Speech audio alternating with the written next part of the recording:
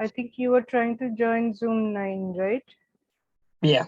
Yeah, there was, I didn't know. There was a last moment change in the meeting ID. Okay, so I hope you had a nice break. Hmm. Looking nice and fresh today. Yeah. Okay, so now ready to get back to what we were doing? Hmm. Yeah. So do you remember what we did last? I'm pretty sure we were doing linking clauses. Yeah. So I think we had finished that, or something was left. No, we are not finished with that. We are not finished with that, right? Yeah. Okay.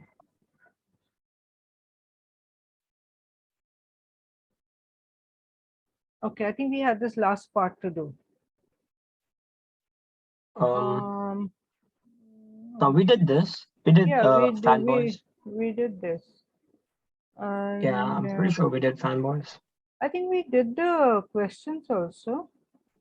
I'm not. We did the We, questions for session 5. so we didn't do the questions for session 6. Yeah. Okay. So we'll do one thing. We'll finish with the questions for this session. So you remember the rules for linking clauses? So this was just a summary of the rules, right? Yeah. So if you have two independent clauses, you would have either a semicolon, a comma, a fanboys conjunction. Just a moment, I'll go into. So 2 independent is comma, semicolon, and fanboys. Yeah. So can you see the screen clearly? I hope it's Yeah. being shared. Okay. Yeah. So the fanboys conjunction and a comma. And if you have two clauses and one of them is an extension of the other, then you could use, or an explanation of the other, you could use Mhm. a colon, provided the part before the colon is an independent clause. Okay. Yeah, that could also be done. And if you have one dependent clause and one independent clause, if the dependent clause comes first, then you would use a comma after the dependent clause, right? Yeah. Remember? Okay. And if the independent clause comes first, then you would use, you would not use any comma. No punctuations required, right? So if the Yeah. dependent clause comes first, then a comma after that. If the independent clause comes first, no punctuations required. So we have this example. Although the dragonfly is harmless to human beings, many people are frightened by its appearance. Now the first part is a dependent clause. It begins with a subordinating conjunction or a transition word, you may say. So we require a comma after that. Yeah.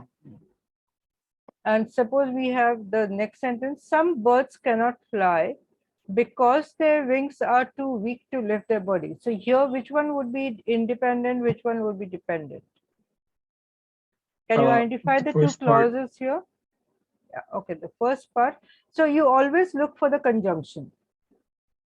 Yeah, conjunction Yeah. or punctuation, which will help you determine which one is what.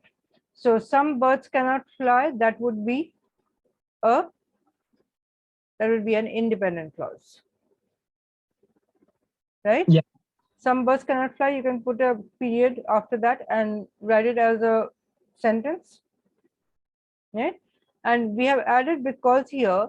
So because their wings are too weak to lift their bodies is a dependent clause. So we do not require any punctuation in the middle. Yeah. Yeah, you have to remember that. Okay, if you have two dependent clauses coming in, what should be done?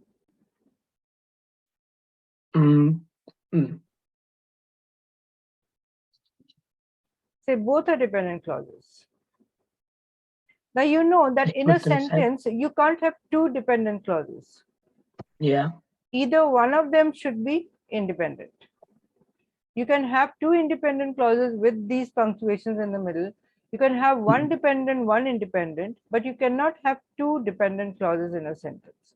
So you have to convert at least one of them into an independent clause, right?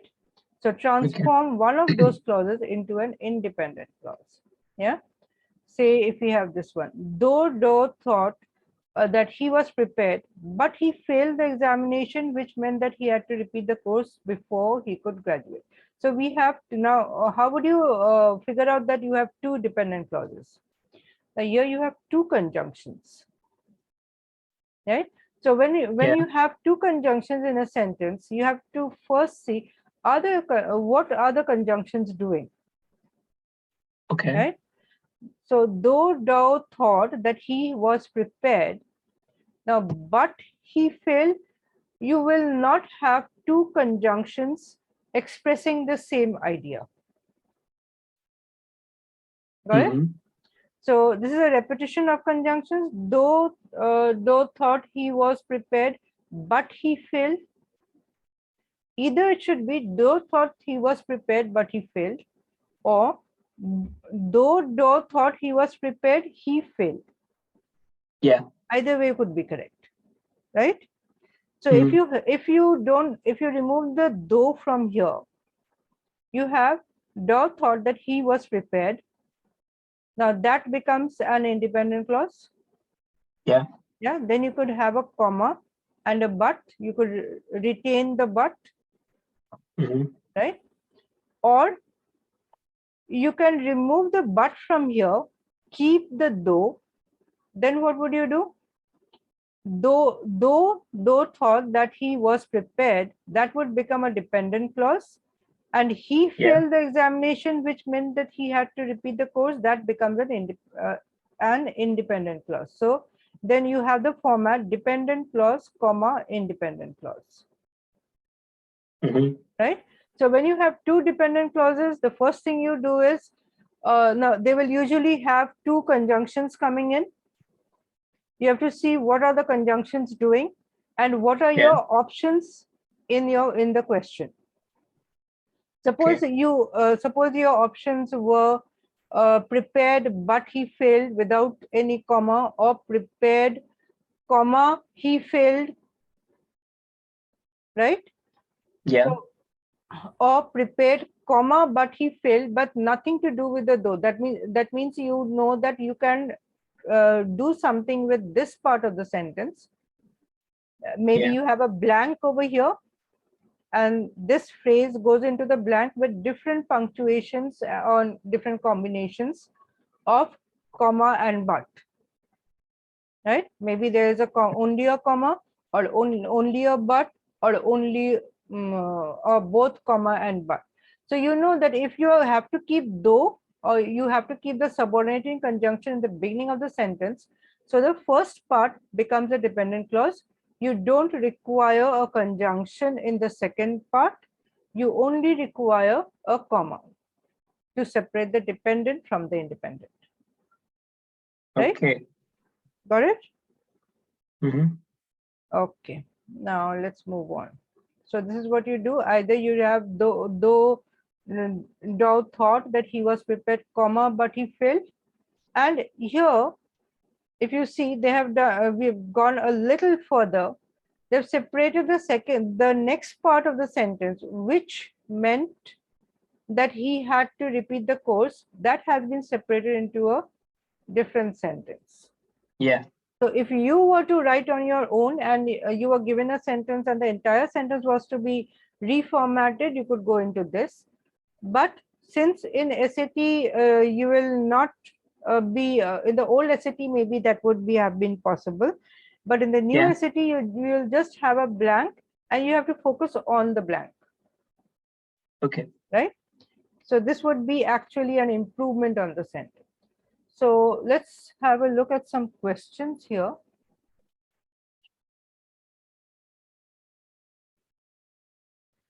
So how about this question? Read it carefully.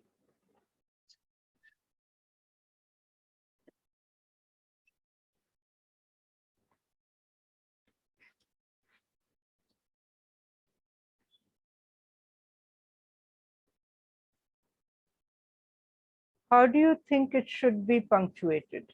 Now, in your options, you have mountains. You need the word Option C. mountains over there. Hmm? Option C. Option C. Okay, let's see if it fits in. Now we have the gorge is one of the few existing examples of old growth forests in the Blue Ridge Mountains. In 1964, it was designated a national wilderness area. So we know that the first part becomes an independent clause. And the second part is also an independent clause. So we have the case of linking two independent clauses. Our only option, we won't go with only comma or no comma or comma with or and without a comma. We need a comma and conjunction. So Yeah. C is absolutely correct. Now let's look at this one. On the nothing. It says she scored an A plus on the exam even though she didn't study at all. I think it's B. B. B. Okay, you have a semicolon in the middle. Where would you use a semicolon? When you have ICIC, independent. Yeah, both independent clauses. Yeah, there should be both. Now you plug this into the sentence and see if you have both independent clauses.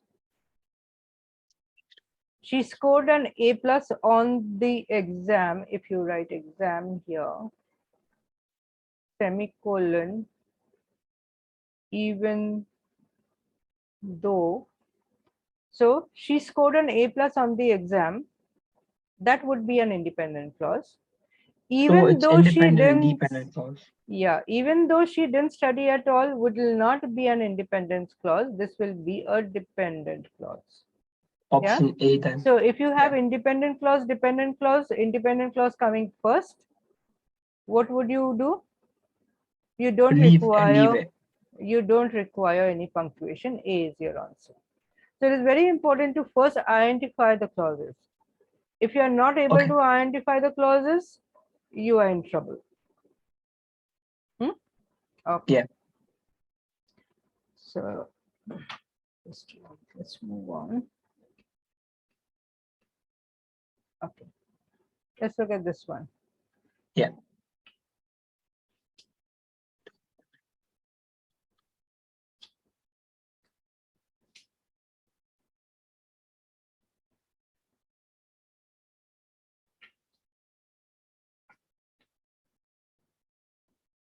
If you notice, it begins with though.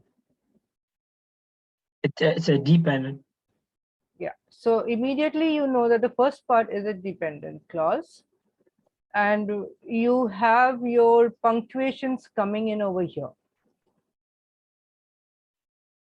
Yeah.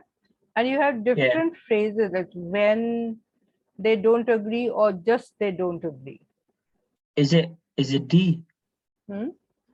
Is it D? Plug it back in and see if it is correct. So it will read like, though mothers agree on the benefits of a schedule for infants. Yeah. And then you have a comma, and they don't agree on the exact timing of those schedules. So the first part is dependent. The second part, they don't agree on the exact timing of the schedule. Will it be an independent clause?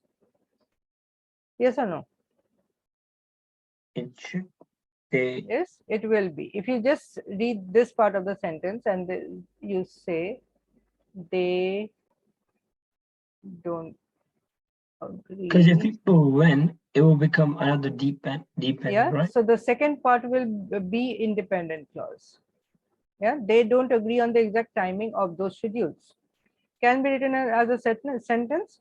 So dependent clause, independent clause, we need only a comma. Your answer is absolutely correct.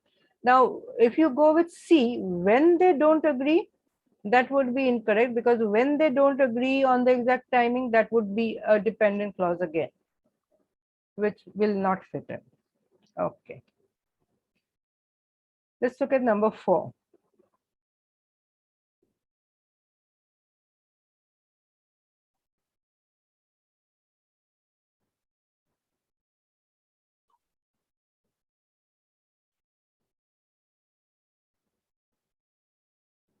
Now you have a combination of, say, tenses and punctuation.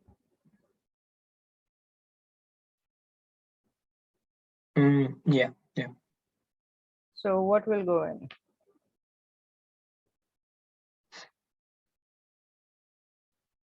Is it going to be A? You want to go Is it with going to A? be A? Okay, let's see.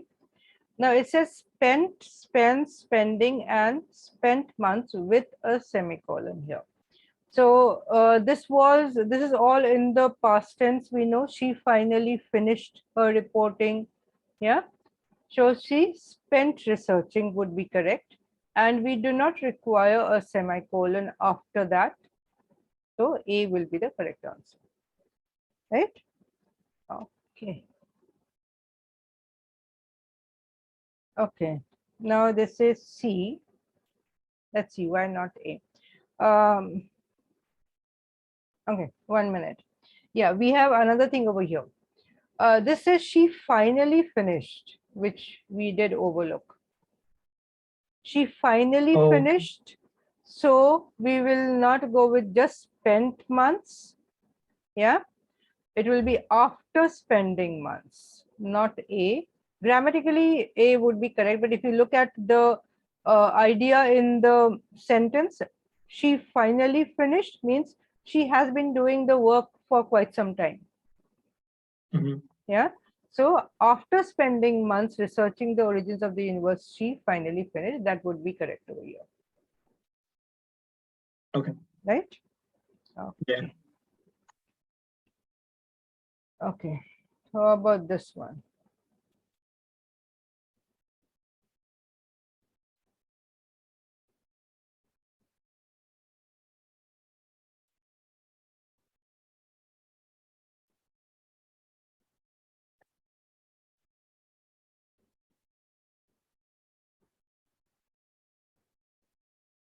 So there will be, first we have to see what are our options and which of the options fit in best. Is it B? B? Yeah. Yeah, I think B would fit in best because it says the restaurant was highly recommended by food critics.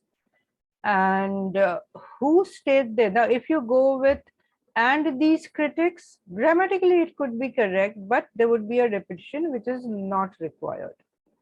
Right? So B is absolutely correct. Okay, how about this one?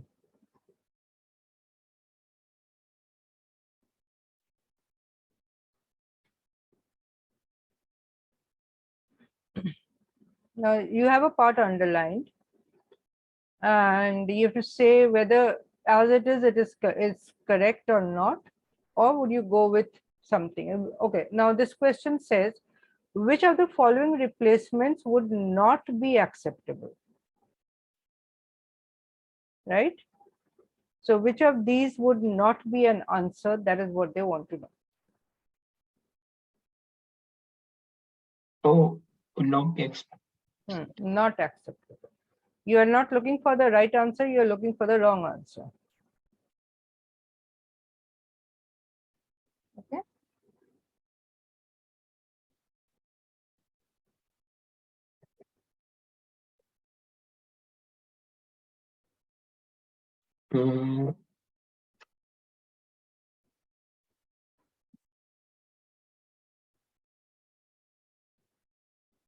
So what do we have here? Emily was afraid.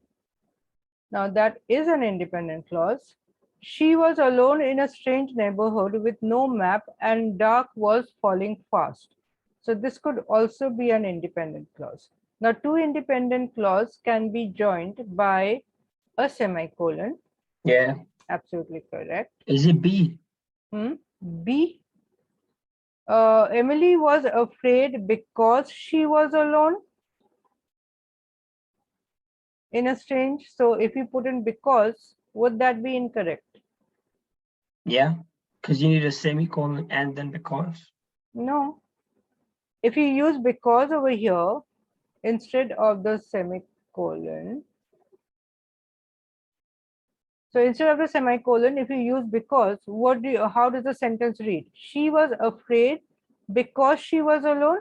Now this because goes Yeah. into the second part. Second part becomes a dependent clause. Okay.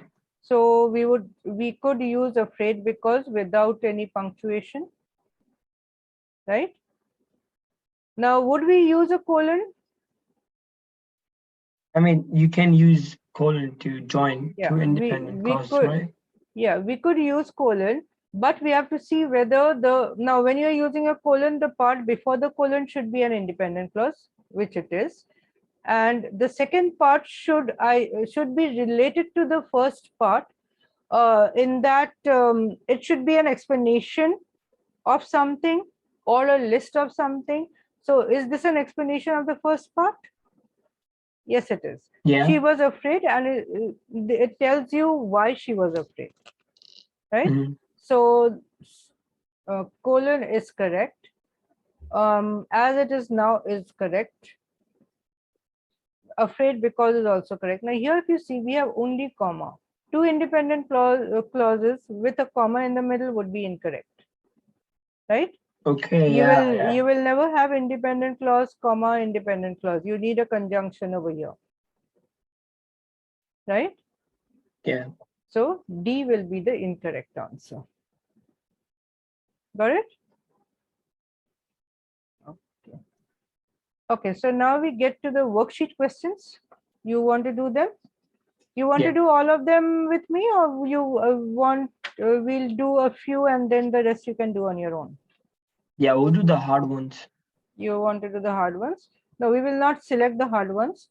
We will just go with a few, maybe the first four we will do together, and the rest of them, there'll be four left. The rest four you can do. Okay? Okay. Okay, now the first one.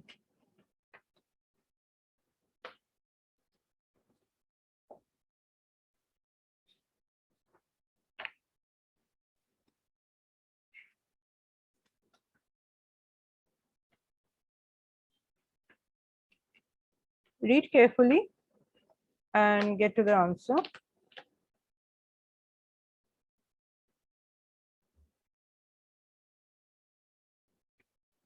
You have two sentences over here. It may be confusing, but you have to focus on the blank. Yeah. But Is it D? you do read the first one for reference. You said it is D. Okay. Let's see Yeah. if it is D. Apiary, comma, and you have a comma and a conjunction. In 2017, the couple converted a vacant lot in the city into an apiary, comma, and in the years that followed, they acquired. Absolutely correct. So, comma, and we have an independent clause and an independent clause, comma, and fits in. Right? Okay. Now let's look at the second one.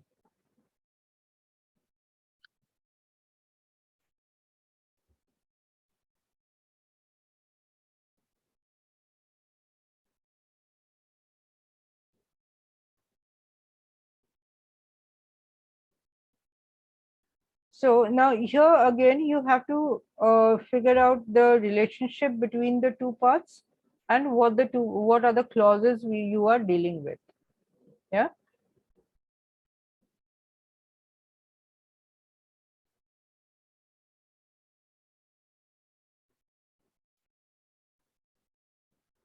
Just put in fossils without any punctuation and then figure out what are you getting. So it says it is tempting to glamorize the hunt for dinosaur fossils. Yeah. Is The it D? majority of yeah. Okay. So you said it is D, right? Yeah.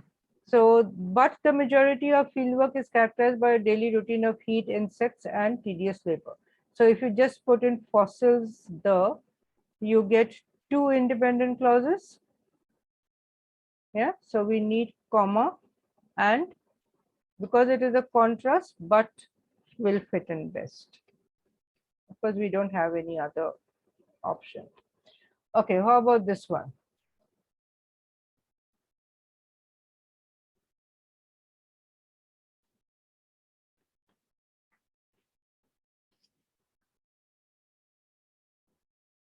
Okay.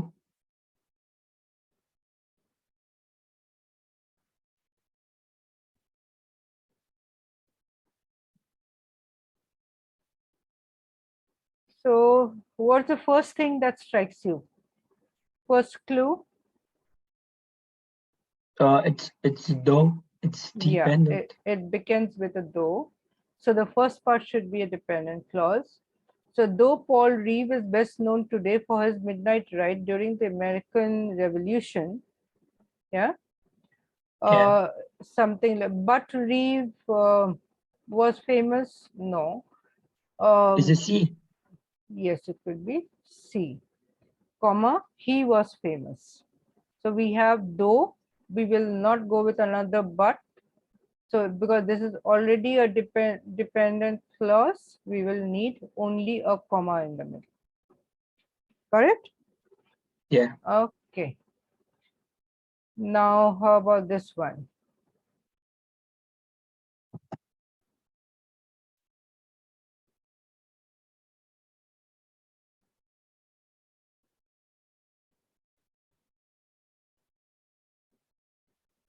Is Here, it A? hmm, A. A. So you plug it back in and read it again Uh, and confirm whether it is, or you would want to go with something. yeah, it is. It is, right? So it begins with while, may Dependent. seem destructive and responsible, and then it goes on to this method of experimenting is sometimes the most effective, etc., etc. So clearly we have a dependent clause first and an independent coming after that. Okay, so good. And now you have 4 more questions, which you've got your material, no? Let me open it. Yeah, yeah. Yeah. It is. So, okay, the next 4 you do on your own, and write down if you have any doubts with any of the questions. Yeah. Okay. Okay, so there would be just about 4 more here, right? Okay, just a second.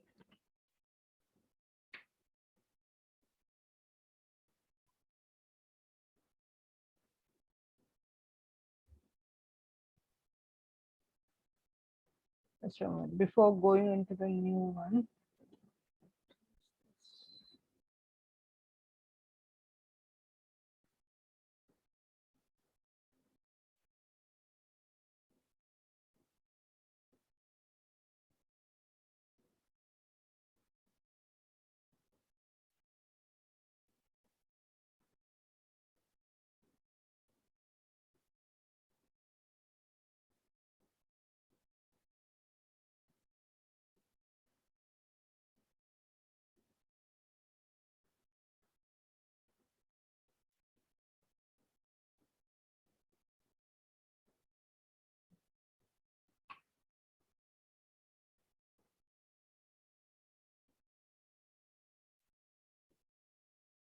Okay.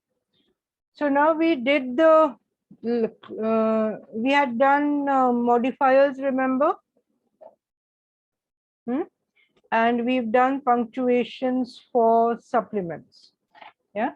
Yeah. Now, sorry, we have done punctuations for linking the clauses. Yeah. So now what we are going to do is, we are going to move on to something a little specific, that is Mm-hmm. supplements, how they are used and how to punctuate them, right? Yeah. So what do you mean by supplements? Just as modifier, what were modifiers? Do you remember? Like extra information. Yeah, extra information. And what was the rule we had to follow for a modifier? Uh, I'm not pretty sure, but was it like you write something and then comma and something? Was it comma or something? I forgot. Okay, so that extra information in a modifier would be related to a particular Yeah. subject. Yeah. Yeah. So the noun the modifier is referring to should be close to the modifier, right? So if you have something said about, say, Reanj, so the name of Rayan should be closer to the modifier, not something else. Yeah, so that was the rule. The subject should be close to the modifier, and if the modifier is in the beginning of the sentence, you have a comma after the modifier. If it is at the end of the sentence, you have the comma before the modifier. So comma and noun should be next to what the modifier. Yeah, that was the rule. Yeah. Okay, now we come to supplements. Supplements are phrases or words which add information, extra information to a sentence, right? So any Yeah. extra information in a sentence, you elaborate a point, or maybe you're talking about somebody and in the middle you give some extra information. So this information can be of two types. It could be essential, it could be non-essential. Yeah. So that comes when we have, that's amounts to two clauses, the essential clauses and the non-essential clauses. Yeah. Now the essential elements are necessary to the sentence. That is, you cannot remove them from the sentence. If you remove them from the sentence won't make sense anymore. Yeah. Mhm. And when you talk about the non-essential elements, it could be a clause or phrase. If you remove it from the sentence, the rest of the sentence will remain the same, will be first grammatically correct still. It would be a complete sentence and make complete sense. Yeah.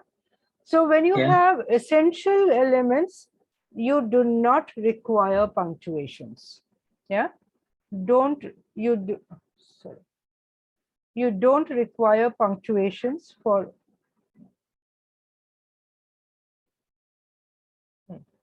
So you don't require punctuations for essential elements. Yeah. Yeah. So we'll do some examples so that you, and for non-essential elements, they must be separated from the main sentence by punctuation. These are this is the key to these type of questions. So the first thing is that you have to be able to identify whether it is essential or non-essential. Mhm. Yeah. Okay. So now when you're talking about essential clauses are what type? They give you essential information. Yeah. They clarify something that is ambiguous. Yeah. Okay. Say in a basketball game, the team that scores the most points will win. Yeah. Now, the team that scores the most points, that is the information that we have. Now, if we say in a basketball game, okay, no, that scores the. In a basketball game, the team will win. Does this give you a complete sense? Wrong, right? Yeah, so that is a little incomplete. It is ambiguous. Which team? We don't know. It doesn't specify which team. Yeah, that just the team will win is ambiguous. Now, if we say in a basketball game, the team that scores the most points will win, it makes sense. So this that scores the most points is an essential information to the sentence. So this will be treated as an essential clause, right? And we will not separate that clause from the main sentence with the help of punctuations. Rather, we would use words such as that, or if it's referring to a person, we can use who or which. Okay. So the rule is essential clauses do not require punctuation. You can have a that, and even when you do punctuation rules, you will see that when you use that, there should be no commas before or after that. Yeah. So you require that and no commas. Yeah. So essential clauses should be separated, should not be separated from the rest of the sentence with any punctuation mark. So whether it is a comma, dash, or parenthesis, nothing should be used. Yeah. Got it? So essential clauses, you can use that or who if it refers to a person. that if it refers to some other subject, but no punctuation. So that, who, where, these are the sort of words that would come in before an essential clause, right? Yeah. Mhm. Say we say the movie that opens on Friday looks good. The movie looks good. Now you can remove the clause, that is the extra information, and see whether the rest of the sentence is good enough or not. The movie looks good. We need something to tell you which movie. Yeah. Yeah. So Yeah. which movie that opens on Friday? Got it? Now, if you look at this one, the man who ordered another double anchovy pizza claims to have a pet dolphin in his backyard pool. Now, if you see, this is the clause, who ordered another double anchovy pizza. Now, if you say the man claims to have a pet dolphin in his backyard pool, we don't know which man. That'd be wrong. Yeah, we need to know which man. So who ordered another double anchovy pizza? That would give you something specific, that particular man. So when Yeah. it leads to something specific, you know it is an essential clause, right? Okay. Yeah. Now, how about non-essential clauses? They would give you additional information which is really not essential. They will give you additional information which is not really essential to the sentence. Yeah. Yeah. So if you remove it from the sentence, the rest of the sentence will still be grammatically correct. Yeah. Say if you look at this one, the basketball team which won the state championship last year got on the bus. Now, which won the state championship last year is your extra information. Yeah. If you remove it, the basketball team got on the bus. That still makes sense. That makes sense. Yeah. Yeah. Now, suppose I was to say the basketball team which won the state championship last year won again this year. In that case, this would be an essential information. Yeah, we need that's okay. Makes sense so now. that would be comparing, like, okay, which team which won last year, they won again this year.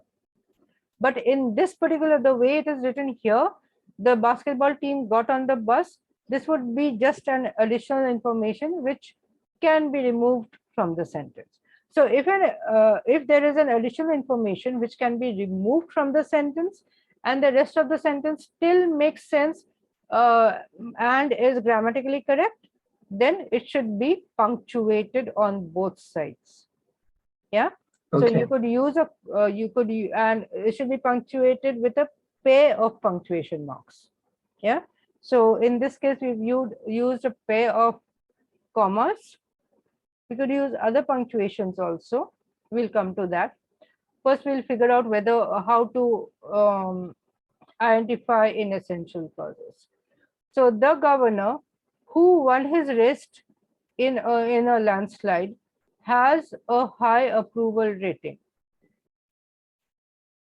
That will still make sense without that. Yeah. It will still make sense without this, right? Say the United Kingdom, where Harry Potter books take place, is a great place to visit. Now, where Harry Potter books take place can be removed. The sentence still is correct. So this remove means even the punctuations go, right? Okay. So now the rules. Non-essential clauses should be set apart with commas or other such punctuations, and they should be introduced with which, who, where, when. You can have these. Now, who, when you're using who, you have to see whether it is because we said in essential clauses also we can use who. So the context is important. Yeah. So whenever you look at these words, first see in what context do they come in. Pardon my handwriting, it's really difficult to write on this. Okay. So, and what you have to remember is never use that with a non-essential clause. So if you have the word that, you have to first figure out, is it essential? That goes with essential clause. That is not used with non-essential clause. Okay. Yeah. So now, okay. So if you are not sure whether the clause is essential or essential, you have to first, like in these, we said that whether the information is really important or is it redundant or implied. Yeah, that will help you. So the meaning of the sentence, if it changes, if you took out the clause, then it is essential. Yeah. If it doesn't change, then it is non-essential. Yeah. Okay, let's look at this one. This will give you an idea. Tea that is caffeinated is a key part of my late night writing routine. Now we have the word that over here, which ought to make it an essential clause. Now let's see. Tea that is caffeinated. So suppose we remove this. Just tea is a key part of my late night writing routine. That would be wrong. Yeah, that doesn't make sense, because if we use that is caffeinated, it makes more sense, right? Okay, now let's look at this one. Dr. Pepper, which is a brand of tea, which is caffeinated, is a part of my late night, is a key part of my late night writing routine. No, we Now, don't need that. Dr. Pepper, which is caffeinated. Now, everyone knows the brand Dr. Pepper is caffeinated tea, right? So we are already specifying something. We don't need this extra information. Yeah. Got it? So now you will be able to figure out whether the information is essential or non-essential. So far, so Okay. good. Yeah.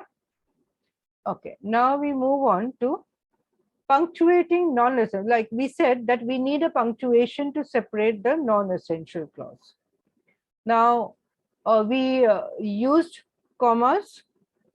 So what are the Yeah. other types of punctuations that we can use? We can use commas, we can use parentheses, we can use dashes. That is a pair of dashes, right? So instead of commas, now we had comma and we had the essential clause and a comma. Instead of that, we can use parenthesis, or we could use dash, the inessential clause in the middle, and dash again, right? So, but what you have to remember is it should not be one comma and one dash, or a parenthesis and a comma.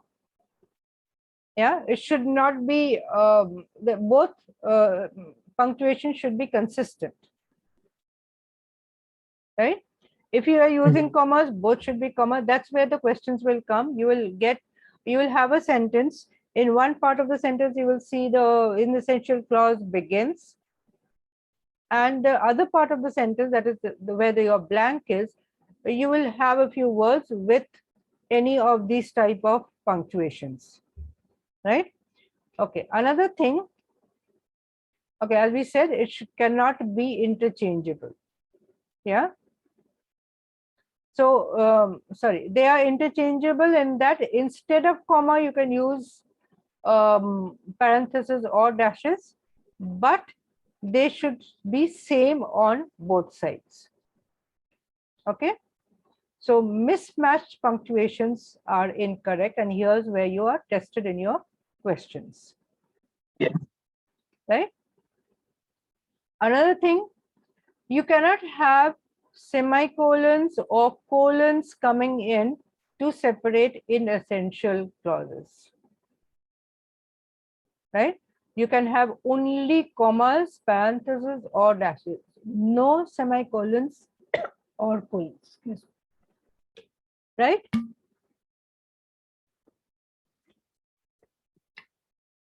So in your options, if you have figured out that you have an inessential or non-essential clause in the middle. So check out, you can immediately eliminate punctuation such as semicolon or colon. Okay. So non-essential clauses are not necessary to the sentence's meaning and grammatical integrity. They are fun to include. Now you look at this sentence. Okay, I'll give you three sentences. 1 minute. 3 ways to go about it. Non-essential clauses, which are not essential to the sentence's meaning and grammatical integrity, are fun to include. Here's your clause, right? So if you remove the clause, non-essential clauses are fun to include. Make sense? Yeah? Grammatically also correct? Yeah. Now this is an inessential or non-essential information. And so we could separate them with the help of 2 commas, 2 dashes, or 2 parentheses. Okay.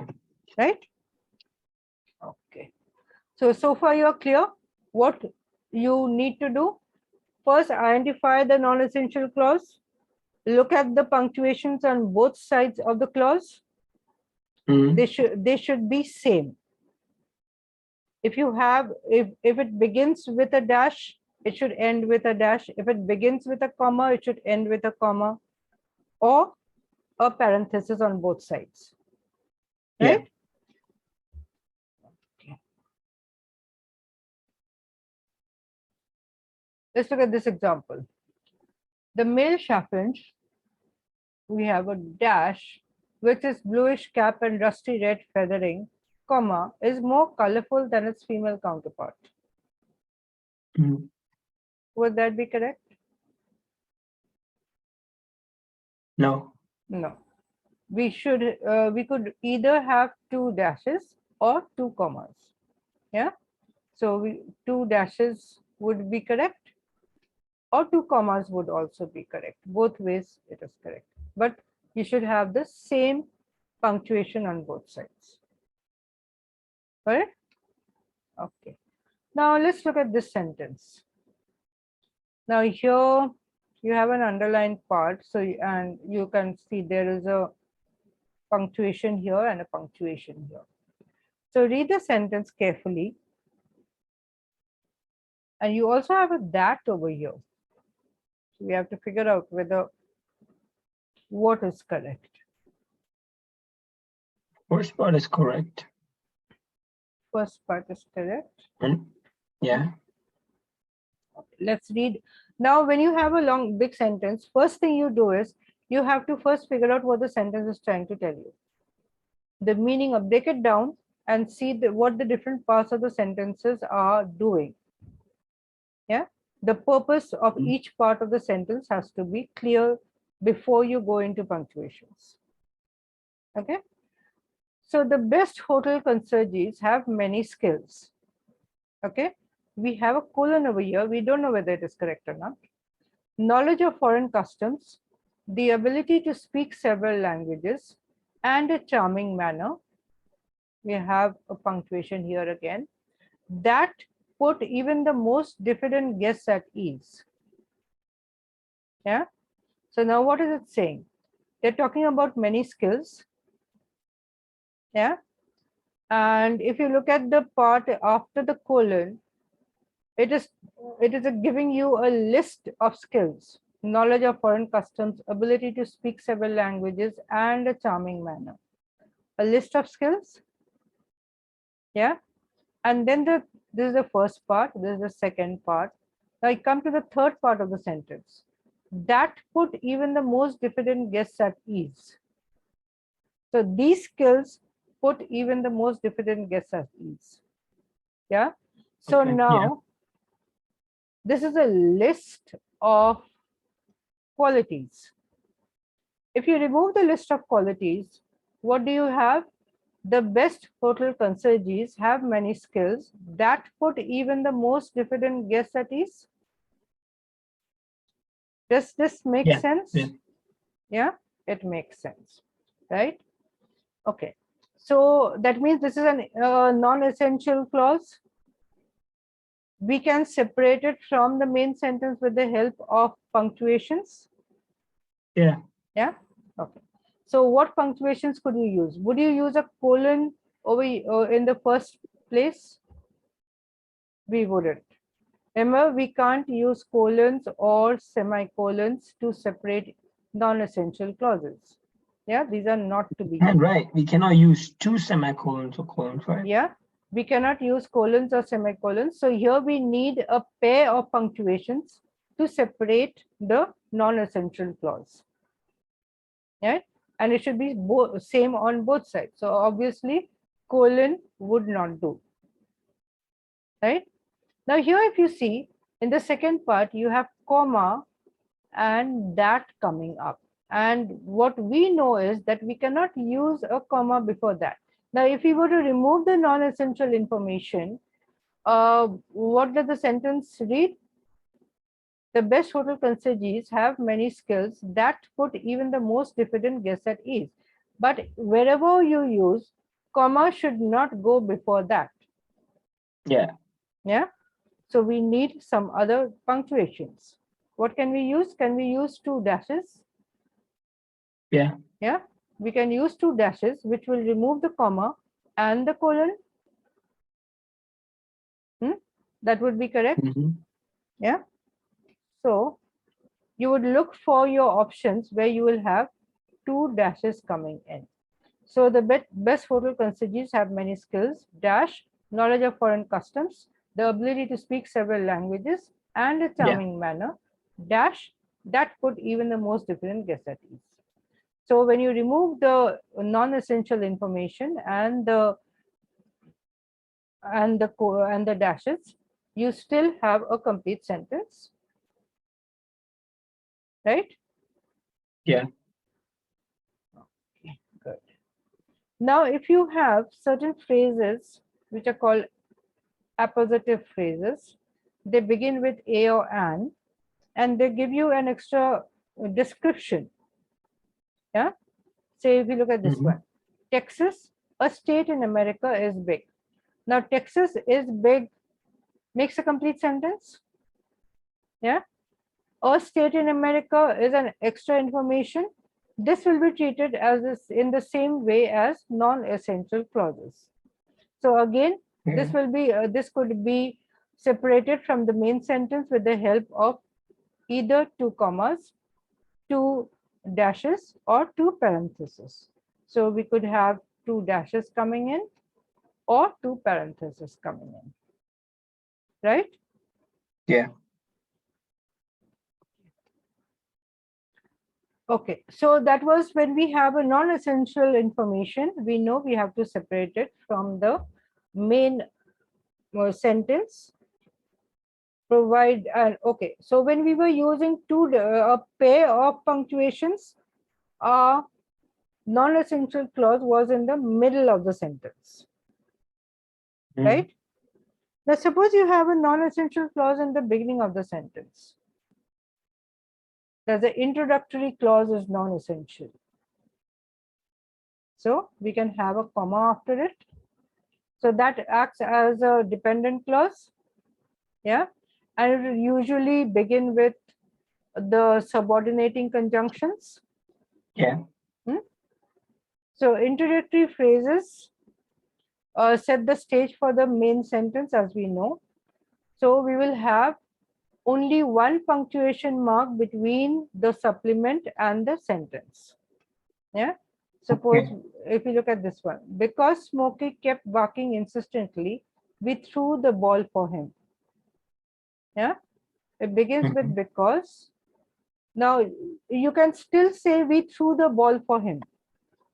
That is an independent clause, and if we remove the first part, it still makes sense. Or we can say we threw the ball for Smokey. Still makes sense. Now we add why we threw the ball. So that is an additional information, because Smokey kept barking insistently, and we've used a punctuation, only one punctuation after the clause. Okay. Yeah. Now suppose we have this one. Barking insistently, Smokey got us to throw his ball for him. The idea remains the same, but it is framed differently. So barking insistently, comma, that is the supplement or the extra information that comes in the beginning of the sentence. Here we have a phrase. We do not have a subordinating conjunction, but it is still a supplement, right? So supplements in the beginning of the sentence could be just adjective phrases or adverb phrases. We can separate the adverb phrases or adjective phrases in the beginning of the sentence by a single punctuation, such as a comma. Now, depending upon how it is used, yeah. So a participle phrase which can begin with an adjective or adverb can be separated. Now, if you look at this, to stay in shape for competition, athletes must exercise every day, right? So athletes must exercise every day is a sentence in itself. To stay in shape for competition, in the beginning of the sentence, this is a dependent clause anyway. So the rule remains the same. You have to figure out, is it a dependent clause? Is it in that format? Or is it a participle phrase? Both will be in, if they come in the beginning of the sentence, will be separated with the help of a comma, right? So this is an, now if you see, to stay means it is an infinitive phrase. The to do form of the phrase is infinitives. Yeah. So infinitive phrases in the beginning of the sentence also separated with the help of a comma. Yeah. Now look at this sentence. Complete the job as directed. So complete the job is a sentence in itself. As directed would be an additional information. Yeah. So that acts as a supplement. Yeah. So this supplement should have a comma before it, a punctuation before it. Yeah. We could also have a dash, a single dash, that will also do. So complete the job, dash as directed would be as good as using a comma as directed. Okay. Right? So this is a non-essential phrase ending a sentence. So whether you have a non-essential phrase in the beginning of the sentence, in the middle, or at the end, it should be separated from the main sentence. If it is in the beginning, a comma after it. If it is at the end, a comma before it. If it is in the middle, comma on both sides. Right? So we come to, okay, let's look at this sentence. After losing his hearing, Beethoven had to rely on his imagination to hear his music, rather than listening to musicians perform it. Is this correct?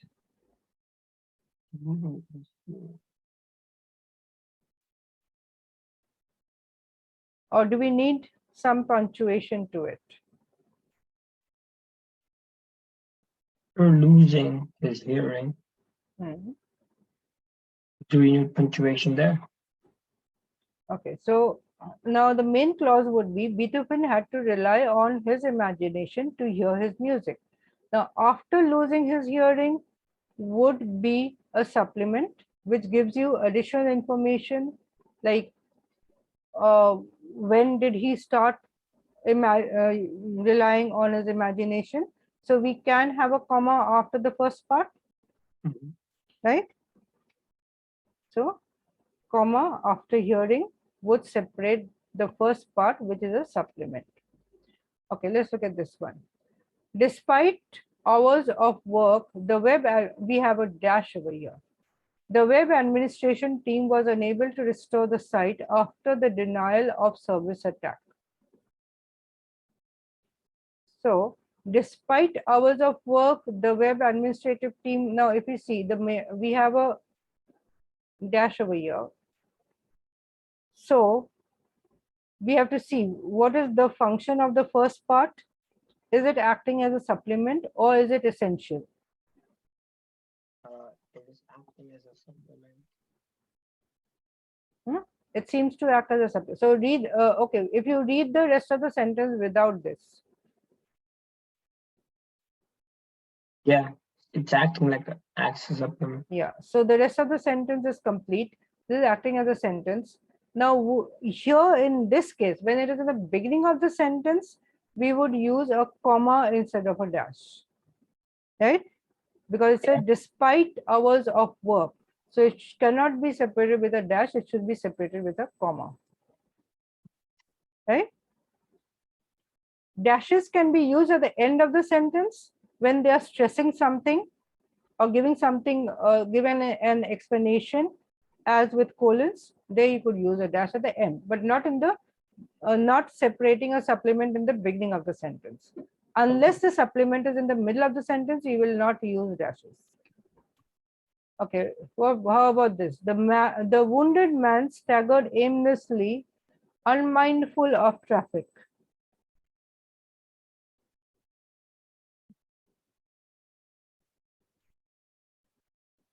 Uh,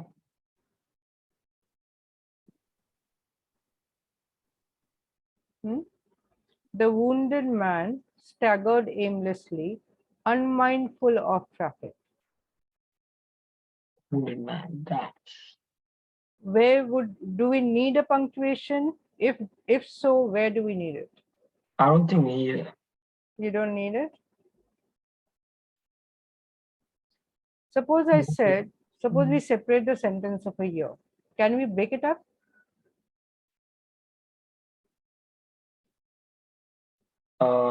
You can put a dash.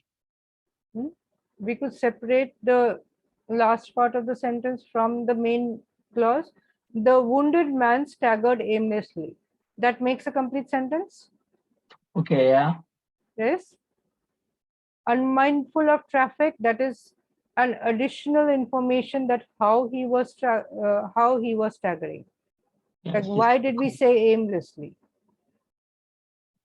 Right? So this could be separated with the help of a comma, simplest way to do it. If not,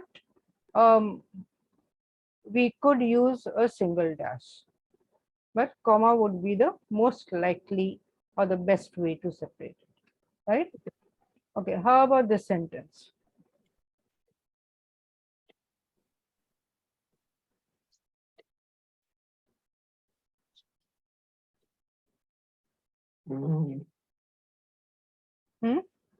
So what is the main clause? Look for the main clause. Now here you have a though in the middle. Yeah. So what would the main clause be? The use of improper item. The use of improper idiom might be acceptable to one's peers. Yeah. Though the sat is hardly one's peers. Now you are trying to emphasize something over here. Yeah. Yeah. So if you look at it grammatically, this is independent clause. This is dependent clause. You would not be using a comma. Yeah. So comma will maybe not required, but if you want to emphasize, though, now this is an, if you take this as an afterthought, yeah, though the SAT is hardly one's peer. So we could go in for a punctuation here. Yeah. Yeah. So we won't go in for a comma, but we could use a dash to set up an additional thought or additional information. Okay. Right? So this is your main clause. If you have a comma over here, that would be incorrect, in fact. But here we have a thought and we have an afterthought coming in, but we will not treat it as a, if we treat it as an, if you used a comma over here, it would be an independent clause followed by a dependent clause. Yeah. Unless you have an independent clause and a modifier coming in, you will not use a comma. Here, there's an afterthought coming in. Though the SAT is hardly one's peer, you can use a dash. a hyphen could be used. Okay, okay, not a hyphen, it's a dash. Okay, let's look at this one. The hairstylist picked up the scissors, dash, the kind that usually sit in the jar of blue liquid, comma, and started to snip bits of hair off his client's head. We have a dash here and a comma here, and we have to analyze what are the different parts of the sentence.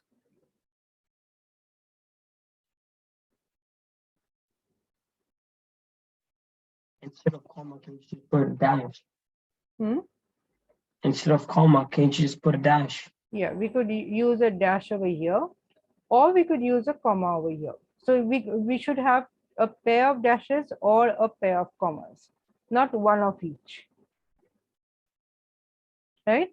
Now, okay, first thing, have you figured out whether the portion within the punctuations is an inessential information or is it essential? It is essential. It is essential or inessential? Kind that usually is essential. Yeah, it is, right? Because So if we say the hairstylist picked up the scissors and started to snip bits of hair off his client's head. That makes sense? yeah, it does. Yeah. And this gives us that which scissors, like is where the scissors were, the kind that usually sit on the jar of blue liquid. We can remove this information and still have a grammatically correct sentence which makes complete sense. Yeah. Yeah. So we can remove it and put two dashes or two commas. Yeah, depending upon what is, say this part was your blank, so you would need a dash over here to match the dash in the first part. Okay. Got it? So I think all this is very clear now. Okay, if you, those were supplements, either now just to get into like revision of this, if you have your supplement in the middle of the sentence, You need two commas. punctuations on both sides. Say Megan Rapinoe, a striker with 62 goals in international play, is famous for her activism in addition to her soccer stardom. So we know if we remove this, we still know what is the most important thing. She is known for her activism. And there's an additional information to tell you who she is. Yeah. Yeah. So we are separating it. Okay. Now let's look at this one. What would the error be?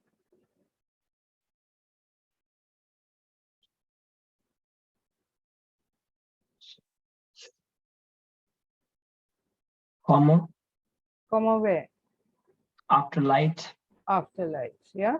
So more commonly referred to as northern lights, the aurora borealis is much better known as than its southern equivalent.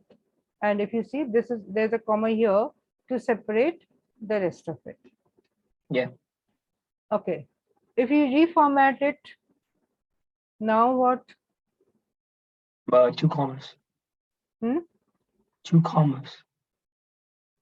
So where would you use a comma? Before more and after lights. So your supplement has come into the middle of the sentence. Yeah. Right? Okay.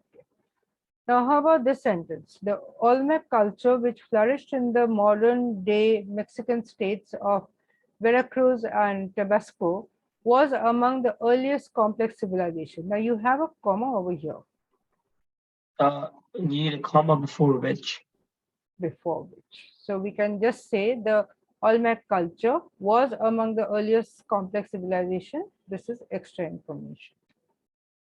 Okay, so now we come to getting to do the questions. So what do? Look for errors if the choices add or remove commas but not conjunctions. Right? So if you have a say in the previous lesson we did separating clauses. In the separating clauses, you would have different punctuations with different conjunctions.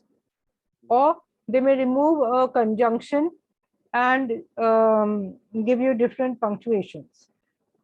When you have different punctuations but not different conjunctions, then you could see whether it is a supplement question or not.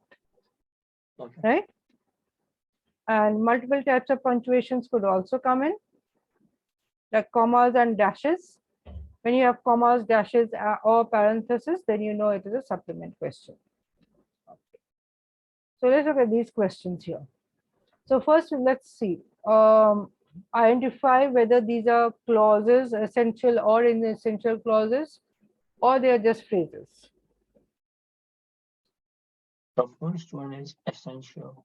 Yeah, people demanding special treatment is essential. His brother, who is a health nut, runs 5 miles a day.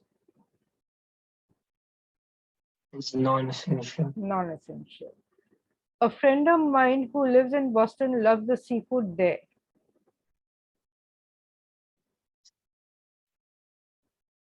What It's about essential. this? Is essential. Why would it be essential? Because what if he has too many friends? Yeah, and another thing here. He loves the seafood there. So that means we have to specify where. Right? Okay. Okay, what about the last one?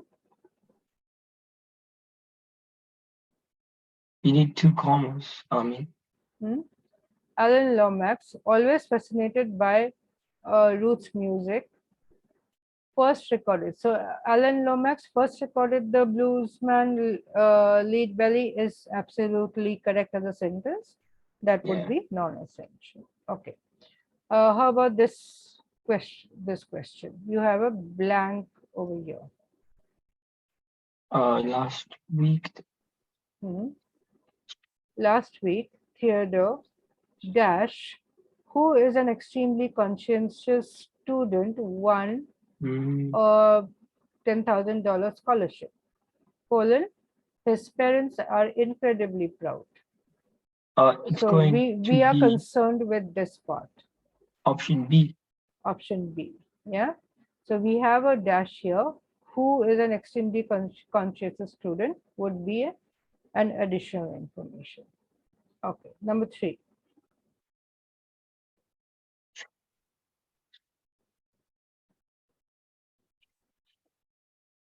Okay.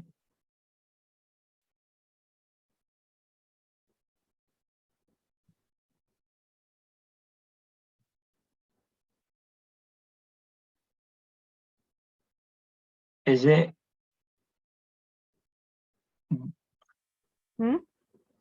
Is it Now, D? which are the options?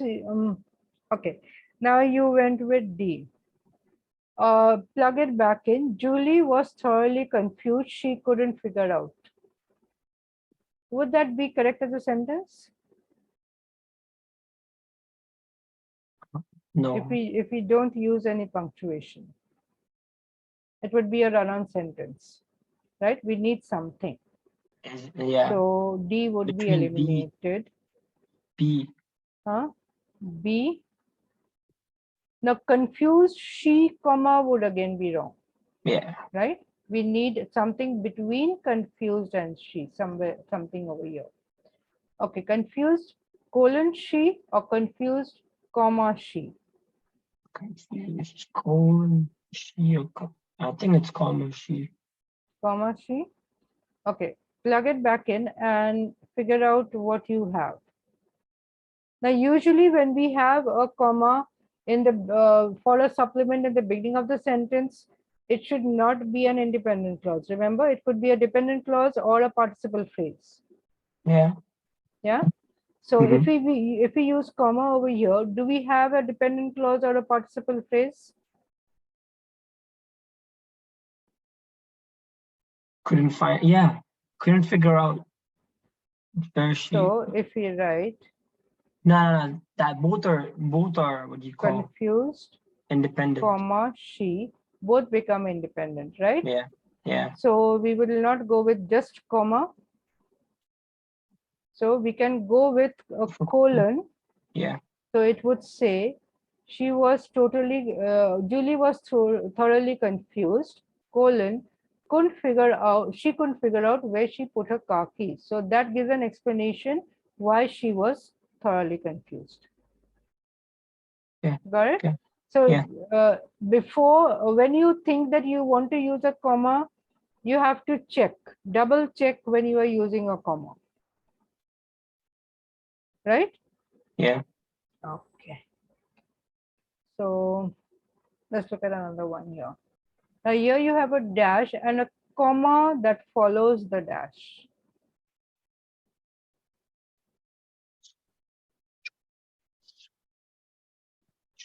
And we have different punctuations between the words we have.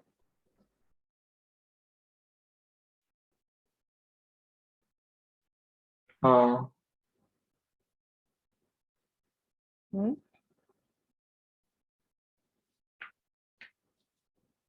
I think it's not C. It's not C, okay. So what else can you eliminate?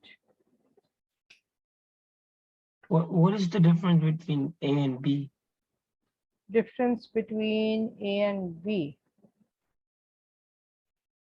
Okay, A and B is the same. Okay, suppose we have a semicolon in one of them. We change one of them to a semicolon.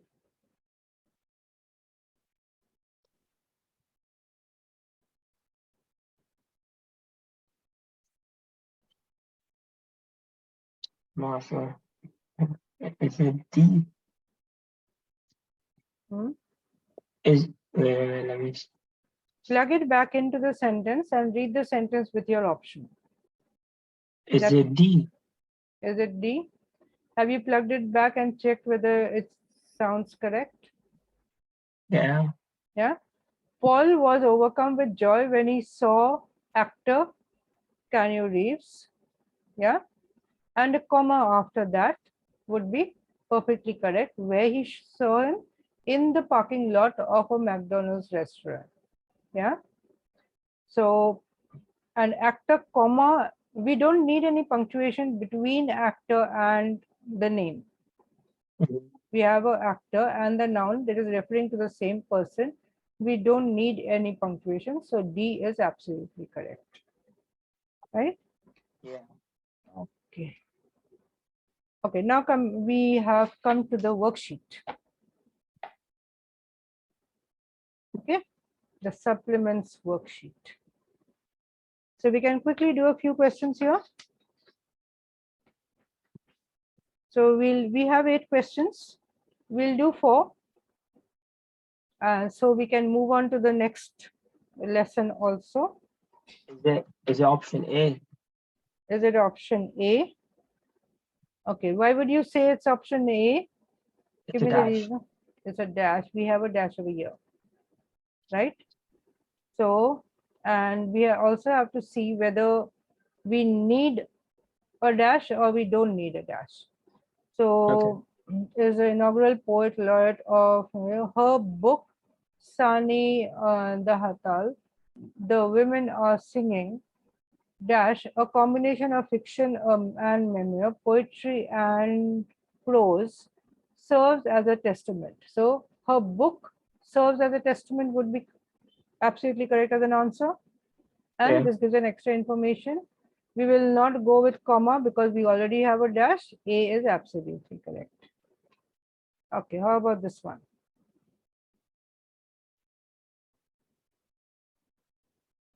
Option D. Option D. So here what do we have? Comma. The sandhill crane, a large bird native to North America. We have a comma and a comma here. It will be correct. Okay. Number 3. Option B. Option B. That is quite easy. We already have a dash. We'll need a dash here. Okay. How about this? Number 4.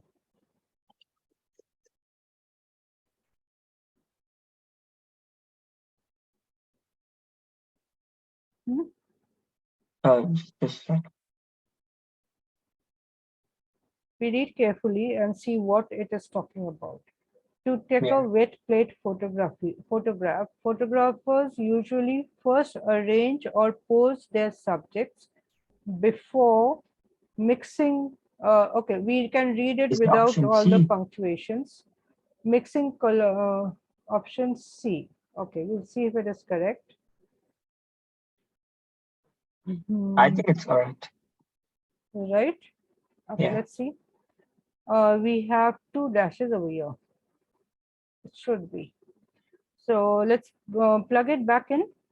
So mixing collodion dash a viscous light sensitive chemical solution with bromide. That is absolutely correct. It is giving you, now here we have uh, two different punctuations on both sides. None of them will match. And a viscous comma again will not be correct. C is the only correct answer. Yeah. Okay.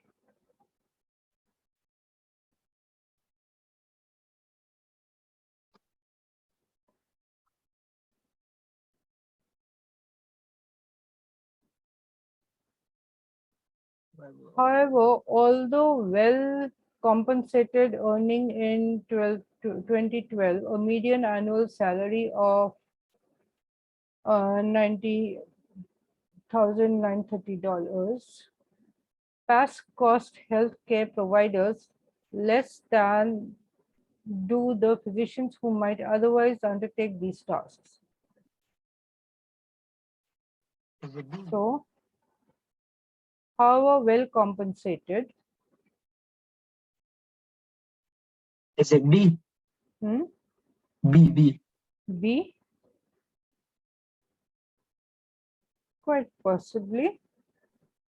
So, however well, now if you see here, we have a parenthesis and a comma after that. You have to take note of that also. Is that comma correct? Yeah. Yeah. So if we remove the portion in parenthesis, we still have, however, although well compensated, yeah, and after compensated, we'll have a comma. If you remove the part in the parenthesis, past cost healthcare providers, less healthcare providers less than do the physicians who might. I think there's something wrong in the sentence. Anyway, your option would be correct. When you remove the part in the parenthesis, it will be a correct answer. Okay, how about this one? Uh, we have a blank here.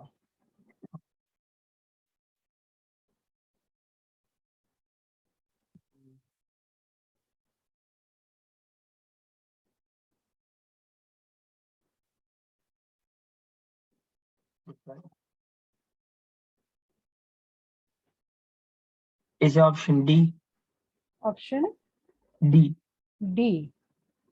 Yes, you are right. It is option D. If you read it, in addition to supervillains, the new soon-to-be iconic characters of the age dash, and then you have the examples coming in, another dash, and the rest of the sentence. So D is absolutely correct. Okay, now there are 6, 7. Okay, I think we could finish it up. 2 more questions over here. Why let it be? Okay, number 7.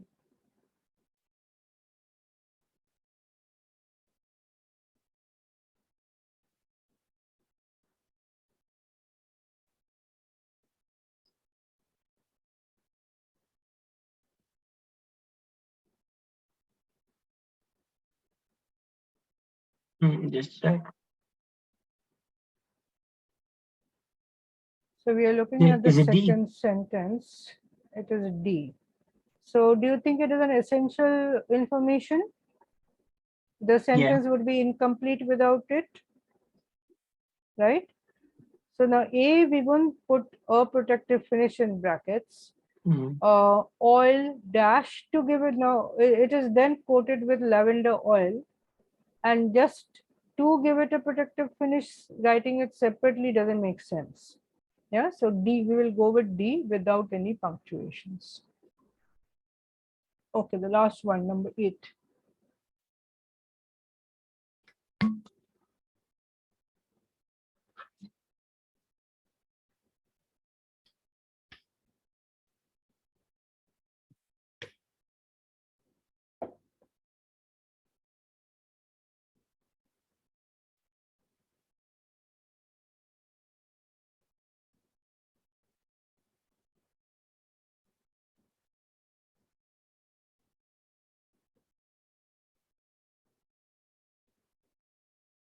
Is it D? Yes, it is D. D. Because if you read the sentence with halted, so what you have to do is just plug in the words you have without punctuations and see whether you need punctuations or not. Yeah. So was periodically halted by stormy weather is a complete sentence. You do not need any punctuation in this case. Right? Okay, so this is good enough now. You know how to deal with supplements. You know how to deal with clauses. Okay, we have enough time. Let's see. Just a second.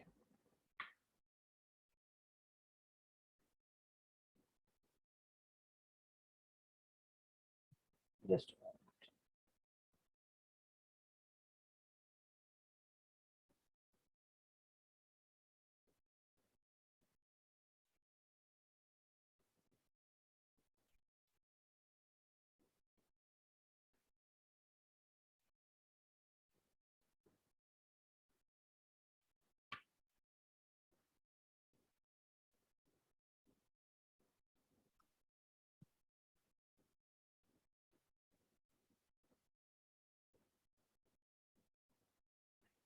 Okay, so are you ready to move on to the next one? Yeah. I hope it's not too taxing.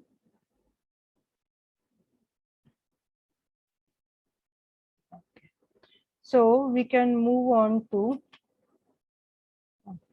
sorry.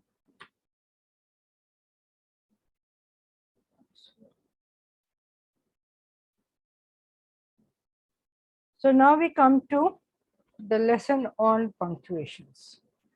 Now, so far we did a lot of punctuations already. Separating clauses, modifiers, supplements. Yeah. So we have done the use of commas in supplements and clauses. Yeah. Yeah. How to use semicolons in clauses. Yeah. How to use dashes and parentheses in supplements. Right. Yeah. And how to use comma plus conjunction, semicolons, colons when you are dealing with clauses, right? So now most of the uses of or the applications of the punctuations we've already done. So now we just about revise the rules and get to know a few more rules where we should use certain punctuations or not use. So when you're talking about end of sentence punctuation, what are the punctuations we use? You will be using a period, a question mark, interrogative sentence, or an exclamatory mark. Yeah, an exclamation. So exclamation points. So out of all the types of punctuations, exclamation points, question marks, and period would be end of sentence punctuations. Commas, colons, semicolons, dashes would be within sentence punctuations. Yeah. So if you look at some examples, and when you're using the end sentence punctuations, the type of punctuation determines what type of sentence it is. If it's a statement, you would be using a period. If it is an exclamation that you are showing emotion, you would use exclamation mark. If it is an interrogative sentence, question mark. Yeah, that we all know. So we won't go much into it. So period, end, declarative sentences.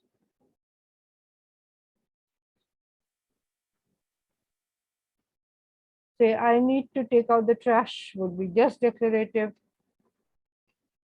How did you forget to take out the trash? It could be a question mark.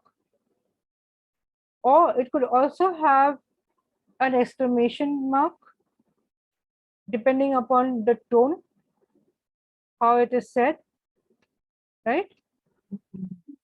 Or suppose I said, I can't believe you forgot to take out the trash after I asked you to do so 5 times. You can use exclamation.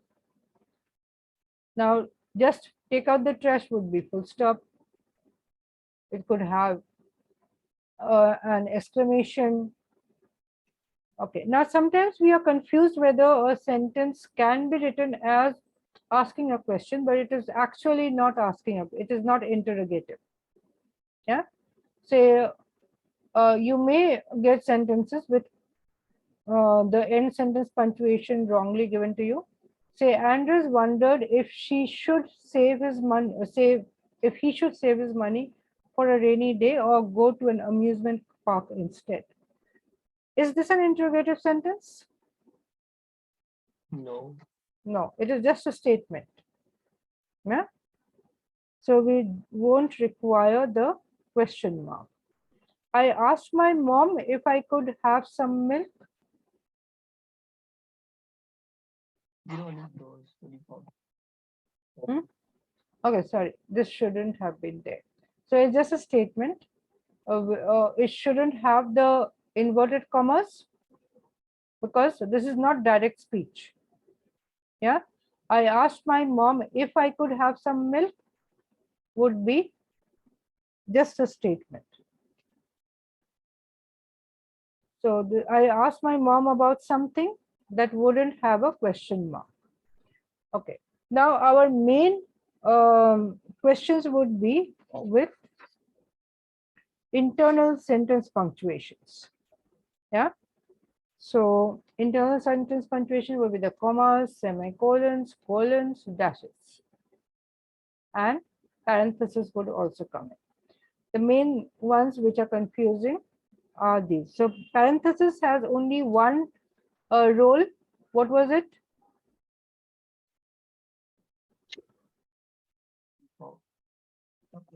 Right? Where did you use parenthesis so far? In supplements and modifiers. Only supplements in the middle of the sentence. Yeah.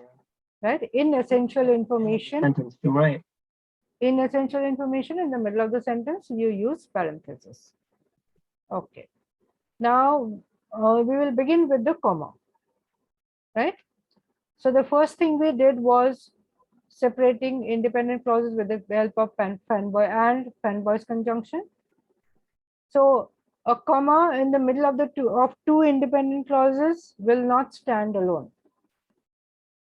It will always be accompanied by a fanboy's conjunction, right? So, and it is also used to set up non-essential descriptive information. We saw that also. We did that. Yeah. So things we have already done, we won't go into too much.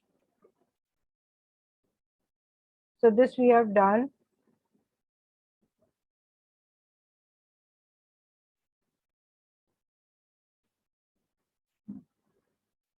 So setting up introductory information, non-essential descriptive information, separating 3 or more items in the list, we use commas. Yeah, we generally use commas.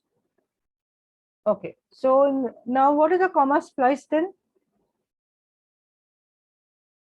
When you use a comma in between two independent clauses and it is incorrect. This is known as a comma splice. And we already did how to rectify this: comma, conjunction, or semicolon, or period. Yeah, these are 3 ways you can rectify this. Okay.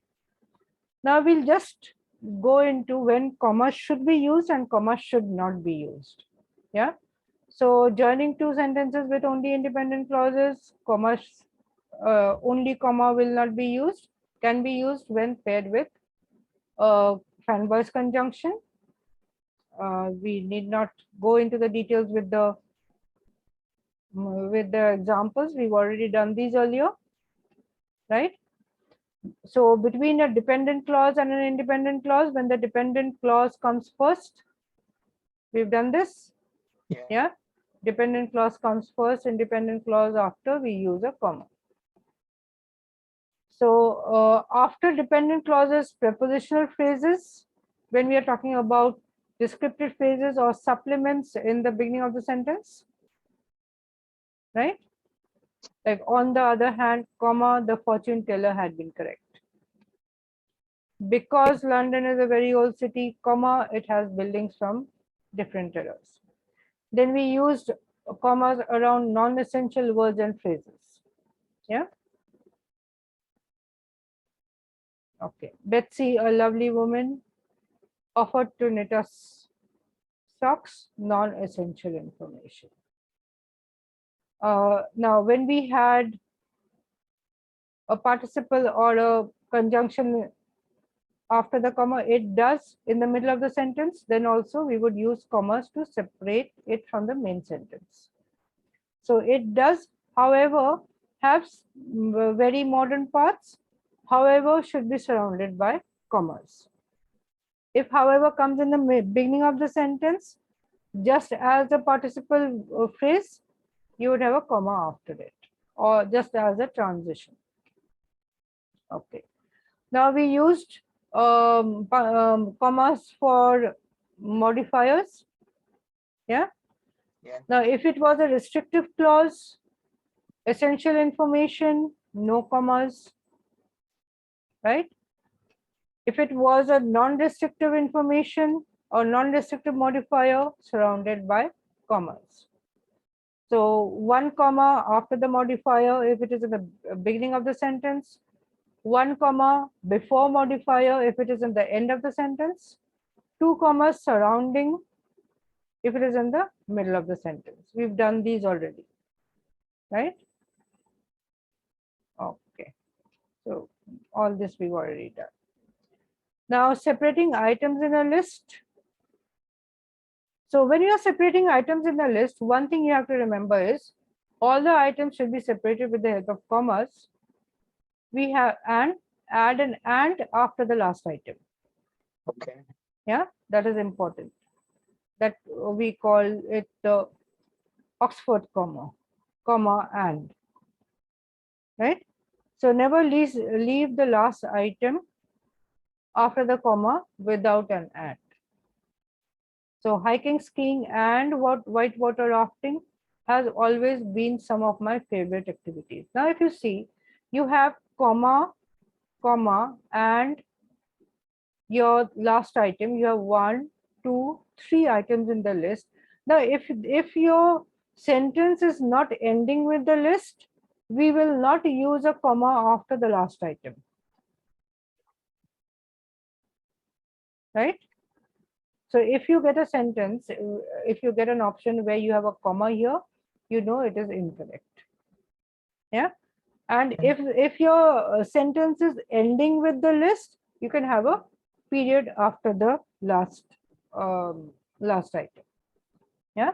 So Okay. for sentences which did not conclude with the list they contain, you don't need a comma after the following the last item. Okay. Like I bought apples, bananas, and pears when I went to the market. So 1, 2, 3 items, no comma after the last item. Okay, let's look at this one. Now you will not always have just small sentences. You could have big sentences. Now just look for the items in this sentence and see whether they are separated correctly or not.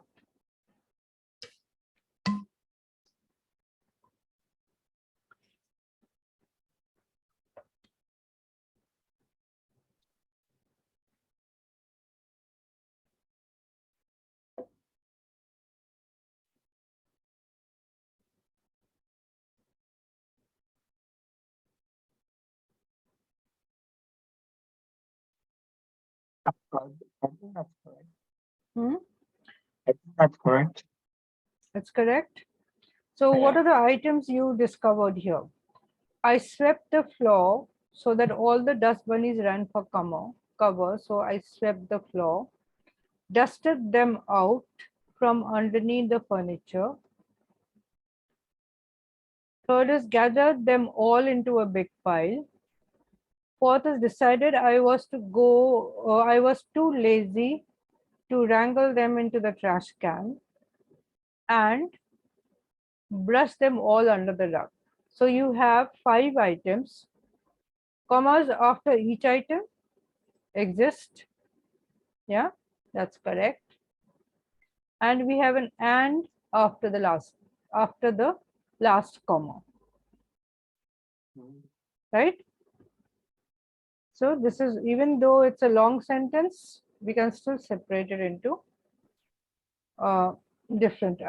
separated into items with commas. Okay, now suppose another time where you can use, let's look at this sentence. The groaning, rumbling train finally pulled into the station. What do we have? We have 2 adjectives describing the train. Now, if you can, you have 2 adjectives which can be interchanged. We can write it as a rumbling, groaning. We don't have an and in the middle. So 2 adjectives describing the same thing, and the 2 adjectives can be written in a reverse order. We can have only comma between the 2 adjectives, right? So this will be correct. We need not say the groaning and rumbling train. The groaning, comma, rumbling train would be as good. Okay. Okay. So another time we used commas were to separate the transitional words like however, still, therefore, meanwhile. If it is in the beginning of the sentence, a comma after it. If it is in the middle of the sentence, comma on both sides. Yeah. However, Yeah. comma, the judge disagreed. Meanwhile, comma, the athletes trained on the Nautilus equipment. Yeah. Okay. Now, commas would be used before or after quotes. Right? So, when you're using direct speech, you would be using commas when you complete the speech. So, he asked, now first he asked, comma, there also we use a comma. Why? So here we have interrogative, because it just makes sense. Now, if you notice, this is a complete sentence. He asked why. We don't need anything else after that. Because it just makes sense. She replied, we need a comma between the quote and the rest of it. Right? Yeah. So you would be using commas when we are separating she asked, she said, she replied, or the teacher said, etc. And another thing, your say this one, because it just makes sense. The position of the comma would be inside the quotation marks or inverted commas. It will not be outside. That would be incorrect. So when you are writing quotes, within quotes, your comma will be, or your punctuation, even when you have an end sentence punctuation, a period or question mark or any other or exclamation, it should be inside the quote. Okay. Right? Yeah. So even when you are writing on your own some essay or something, a narrative, remember the punctuation should always be inside the quote when you're using it. So a comma in a sentence, in the middle of a sentence, if you're using quotes, should be there to complete the quote. Okay, when you are addressing a name by a person by name, say Peter, would you pass the pepper?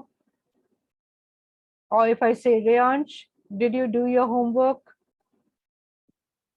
Comma after the name, right? That's how it would be written. Okay, now something very important here. Punctuating such as in a sentence. So when do you use such as? When you use such as. So if you come in a sentence, if I say that we have different types of questions in SAT, such as punctuations, transitions. So we are giving examples. We are setting up examples. So how do we use such as over there? We put a comma before such as. Yeah. and then no comma before the first item in the list or the example that we are using. Yeah. Okay, Yeah. let's see an example over here.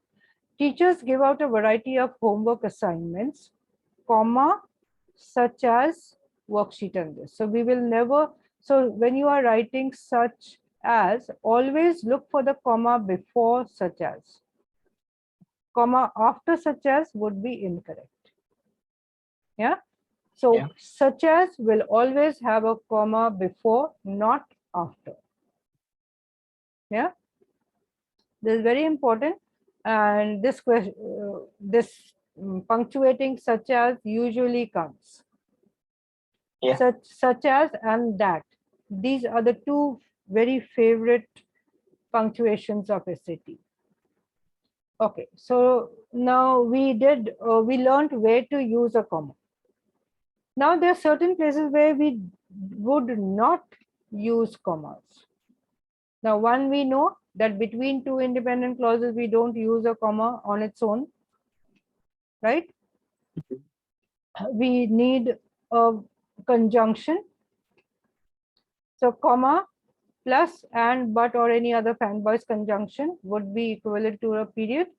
We've already done this. Okay. Now when we have two clauses and they have the same subject and subject is not repeated, would you use a comma? Of the same subject. Okay, let's look at an example. Now suppose we have this sentence. London is a very old city, comma, but has many modern buildings. Would this be correct? No. If you said, but it has many modern buildings.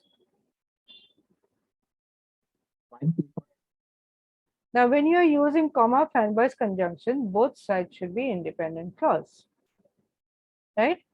Now, Yeah. London is a very old city. Absolutely okay. It has many modern buildings, would be fine. But if we don't have the it, has many modern buildings, that's how it reads.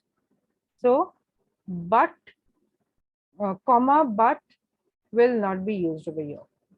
What will we use instead? Just but, without a comma. So what is the structure now we are looking at now? The structure of the clauses.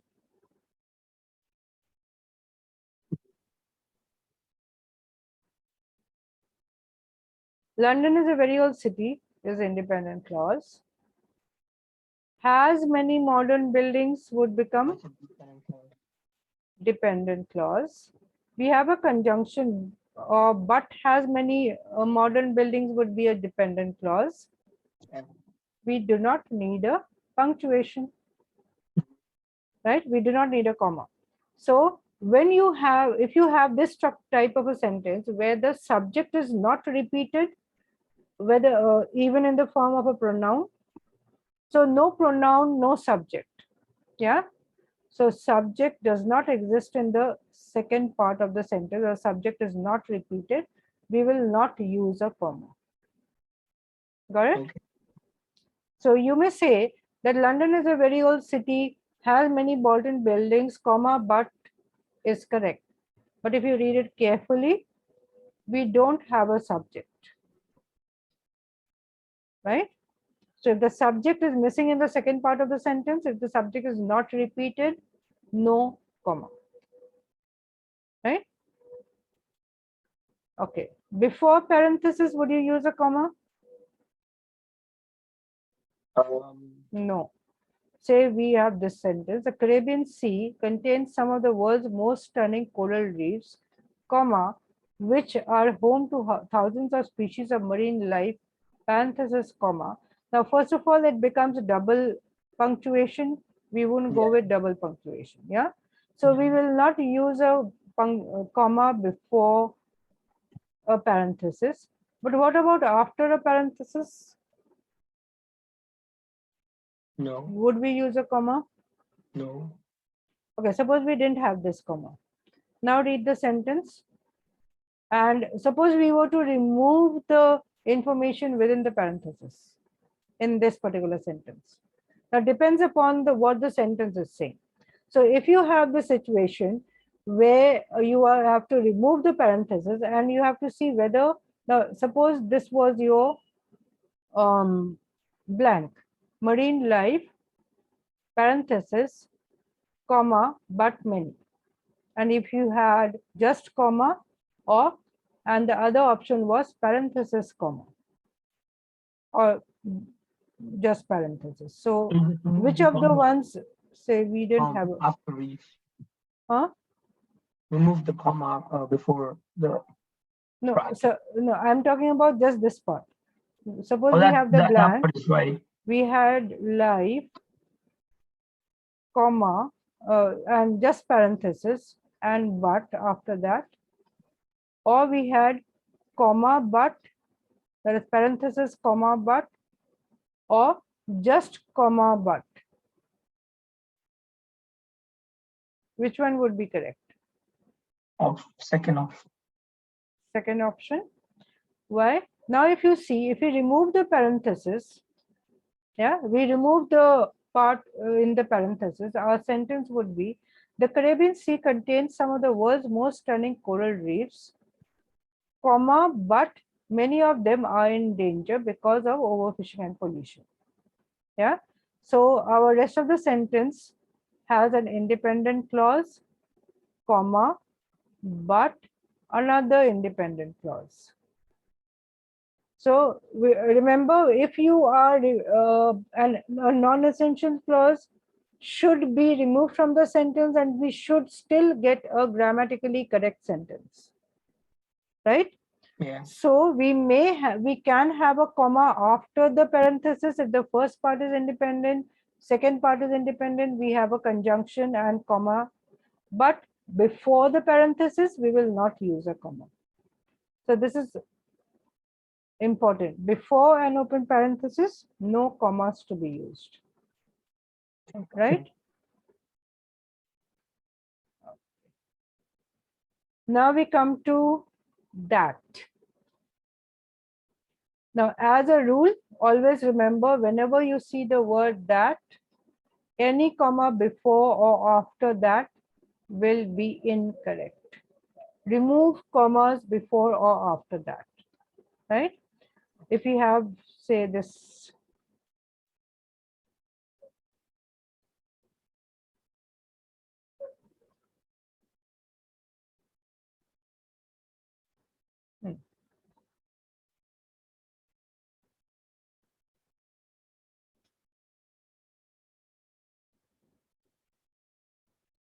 So the London is a city, comma, that has many old buildings and monuments would be incorrect. We don't need a comma, right? Because what does that do? It makes it an essential information or essential clause.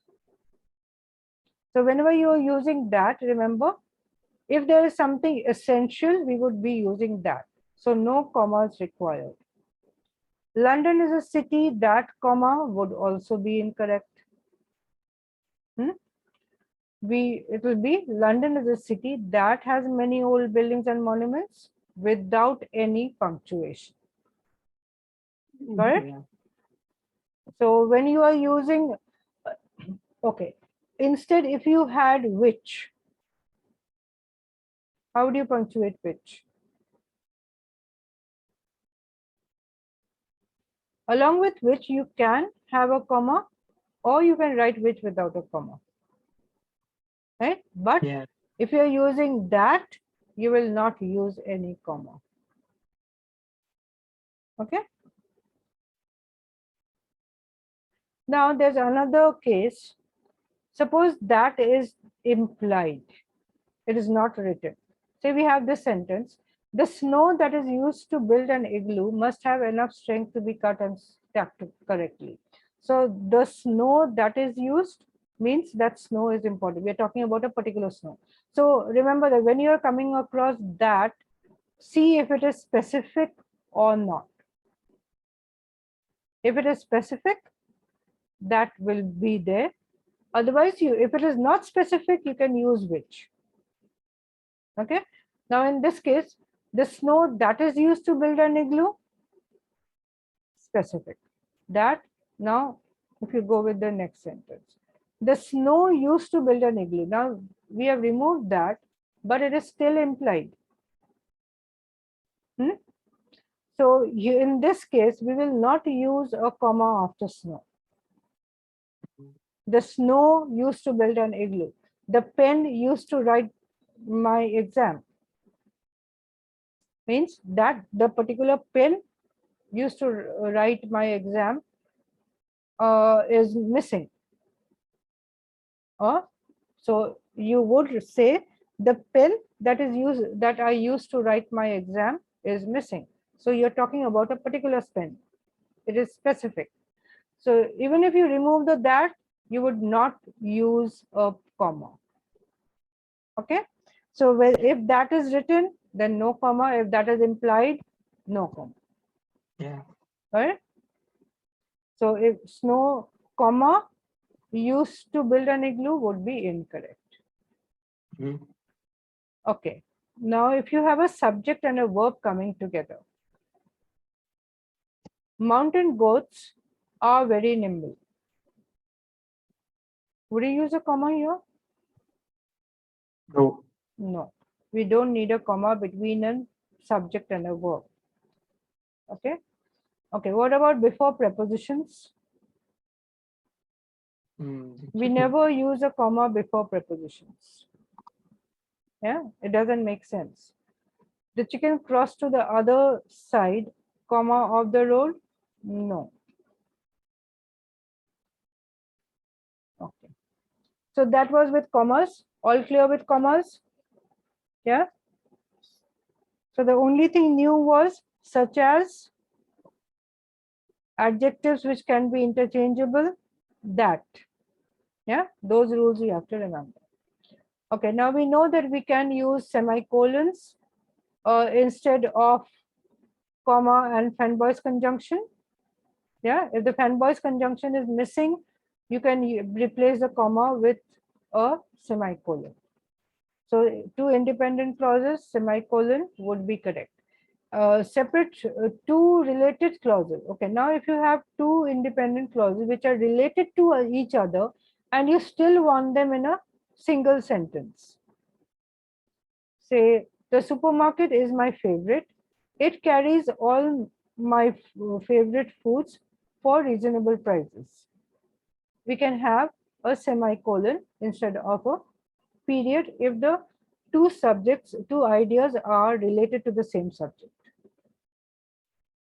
Right? So in this case, if you have the option of semicolon and period, you would not go with period, you would go with semicolon. Right? Yeah. Okay. Alex cooks his brownies with lard. They taste great, semicolon, not period. So these are instances where you would choose a semicolon over a period. Right? Okay. Now here we did commas to separate items in a list. Right?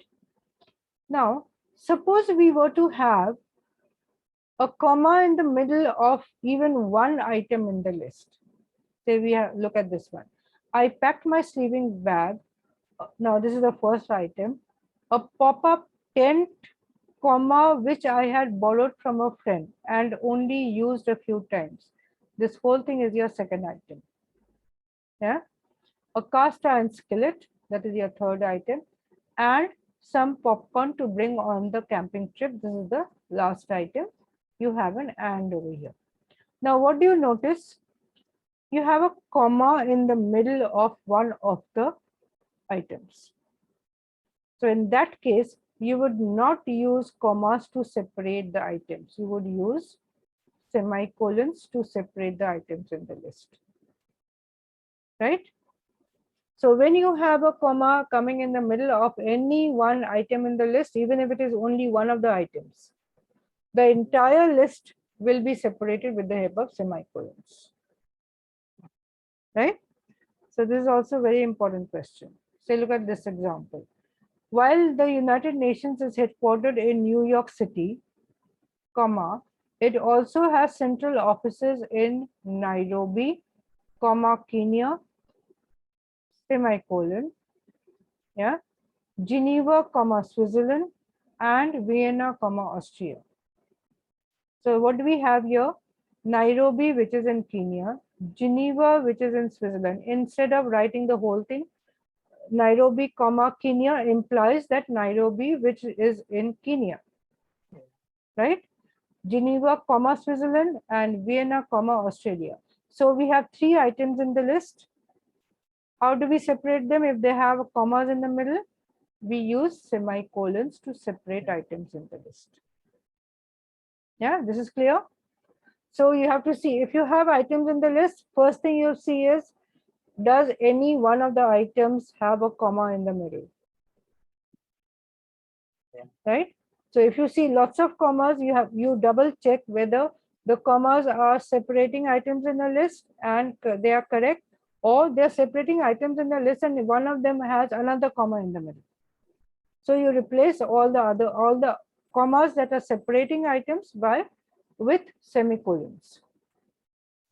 And always you'll have the and coming in. Yeah. Okay, so now we come to like test of using semicolons, the before after test. If you are using a semicolon, check the part before the semicolon. It should be a complete sentence, independent clause, right? You check the part after, it should be an independent clause or solo sentence. If both are independent clauses, you can go for a semicolon, right? Say Teddy loves stuffed bears. His collection includes 54 specimens. You have a period can be replaced with semicolon. Yeah. He loves stuffed bears can be written as a sentence. His collection includes 54 specimens can be written as a sentence. Yeah. Got it? Okay. Now we come to the colon.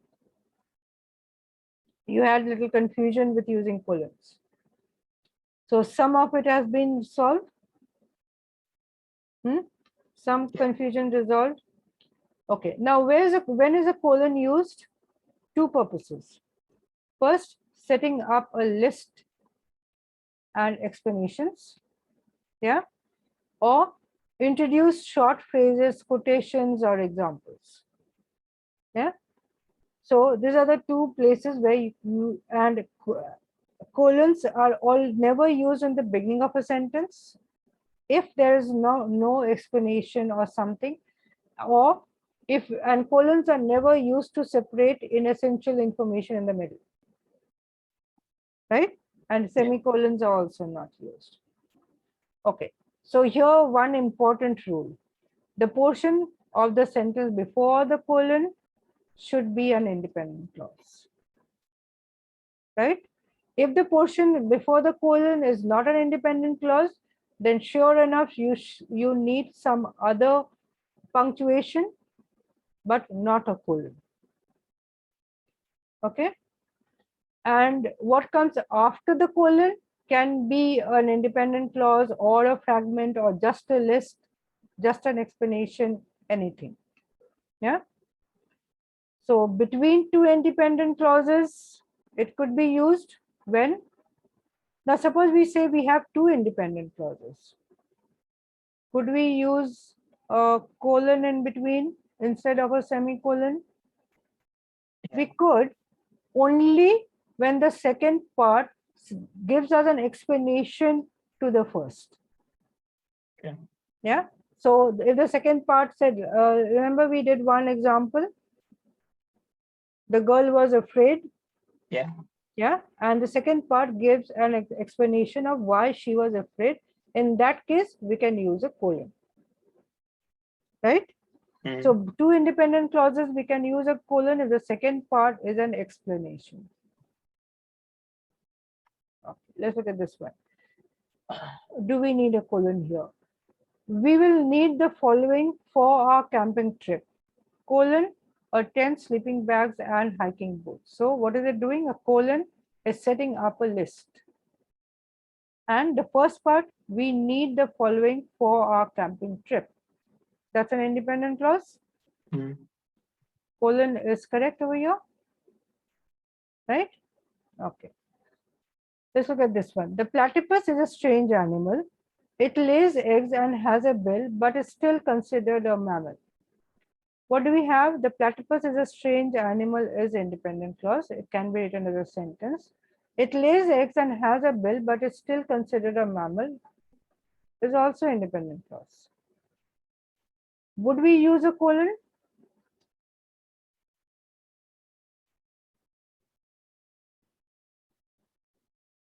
So the first part is independent clause. Now we have to see what is the second part doing. What is the relation to the first part? Yeah, it is. It is. Yeah, it is explaining why it is a strange animal, right? So we can use a colon. Now there was only one thing to do. Fight the pirates head on.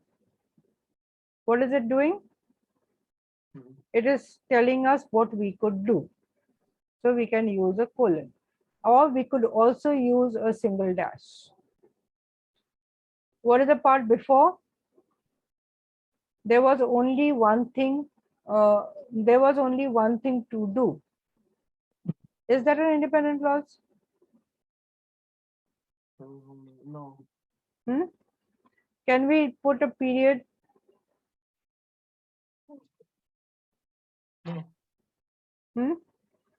We can put a period. There was only one thing to do, but we need an explanation after that to complete it, but it is still an independent clause, right? So you have to be able to figure out whether you have an independent clause before the colon or not. Okay, let's look at this one. We'd attempted a sneak attack with the worst results yet. We'd been forced to make a hasty retreat. Would we have a colon here? Yeah. First test to do is the part before the colon should be independent clause. Yeah, is it an independence clause? Yeah.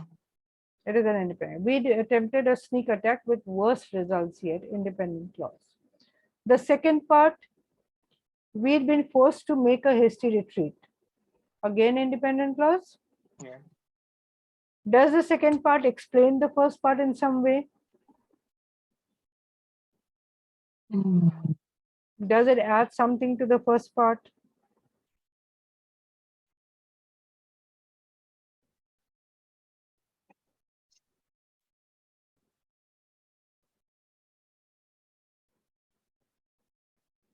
The first part says, we'd attempted a sneak attack with the worst results yet. So this shows us why it was the worst result. We'd been forced to make a hasty retreat. That wasn't too good. Yeah, that wasn't a good result. So it is explaining the first part. So two independent clauses, the second clause explaining the first clause, we can use a colon. Ideas should be connected and there should be an explanation, or say we have because we'd been forced to make a hasty retreat because we were attacked. That also could be, right? So the two parts, the part before colon should always be independent clause. Part after colon can be explanation, list, a fragment of a sentence, or independent clause. We can have independent clause after the colon, provided it explains the part before the colon. Okay. Right? So you have to be able, when you get a colon, analyze what the two parts are, what is the relationship. Only then you will finalize whether to use a colon or not. Right? So you're good so far? Okay. Now coming to the dash. Now we already used dashes earlier. So again, dashes have two purposes similar to, so non-essential statement non-essential clauses within a sentence could be separated with the help of dashes, or it can be used to instead of a colon to set up a list or explanation or something to stress on after the dash. Again, so a single dash would be equivalent to a colon. Same purpose can be solved, right? Again, what comes before a single dash should be an independent clause. So a single dash would be treated very much the same way as a colon would. Right? Okay. So we'll just finish up this before we leave. I think we've already out of time. So let's look at this one. There are 3 characters that accompany Dorothy on her way to Oz. Dash, the Scarecrow, the Tin Man, and the Cowardly Lion. So what is the dash doing? It is setting up a list.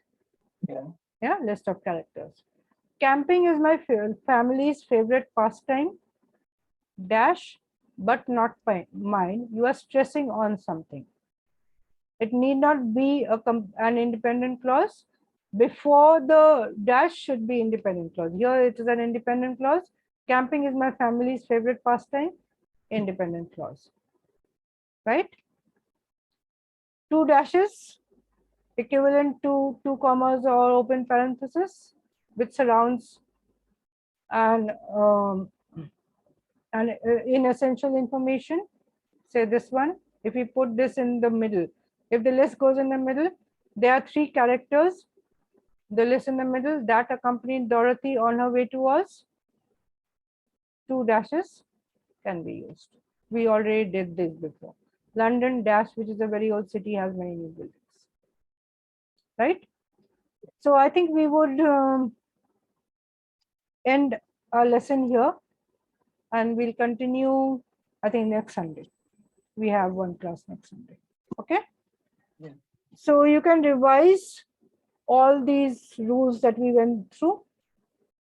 Yeah, you have to be thorough with it, and you have 4 questions to do for linking clauses. No, not linking clauses, supplements. No, we did supplements, right? Oh, we finished the supplements. So linking clauses, just those 4 questions, you can finish them off immediately before you close down your lesson for yourself. Right? Yeah. So that's it for today then. Okay. Bye. Okay then, thank you so much.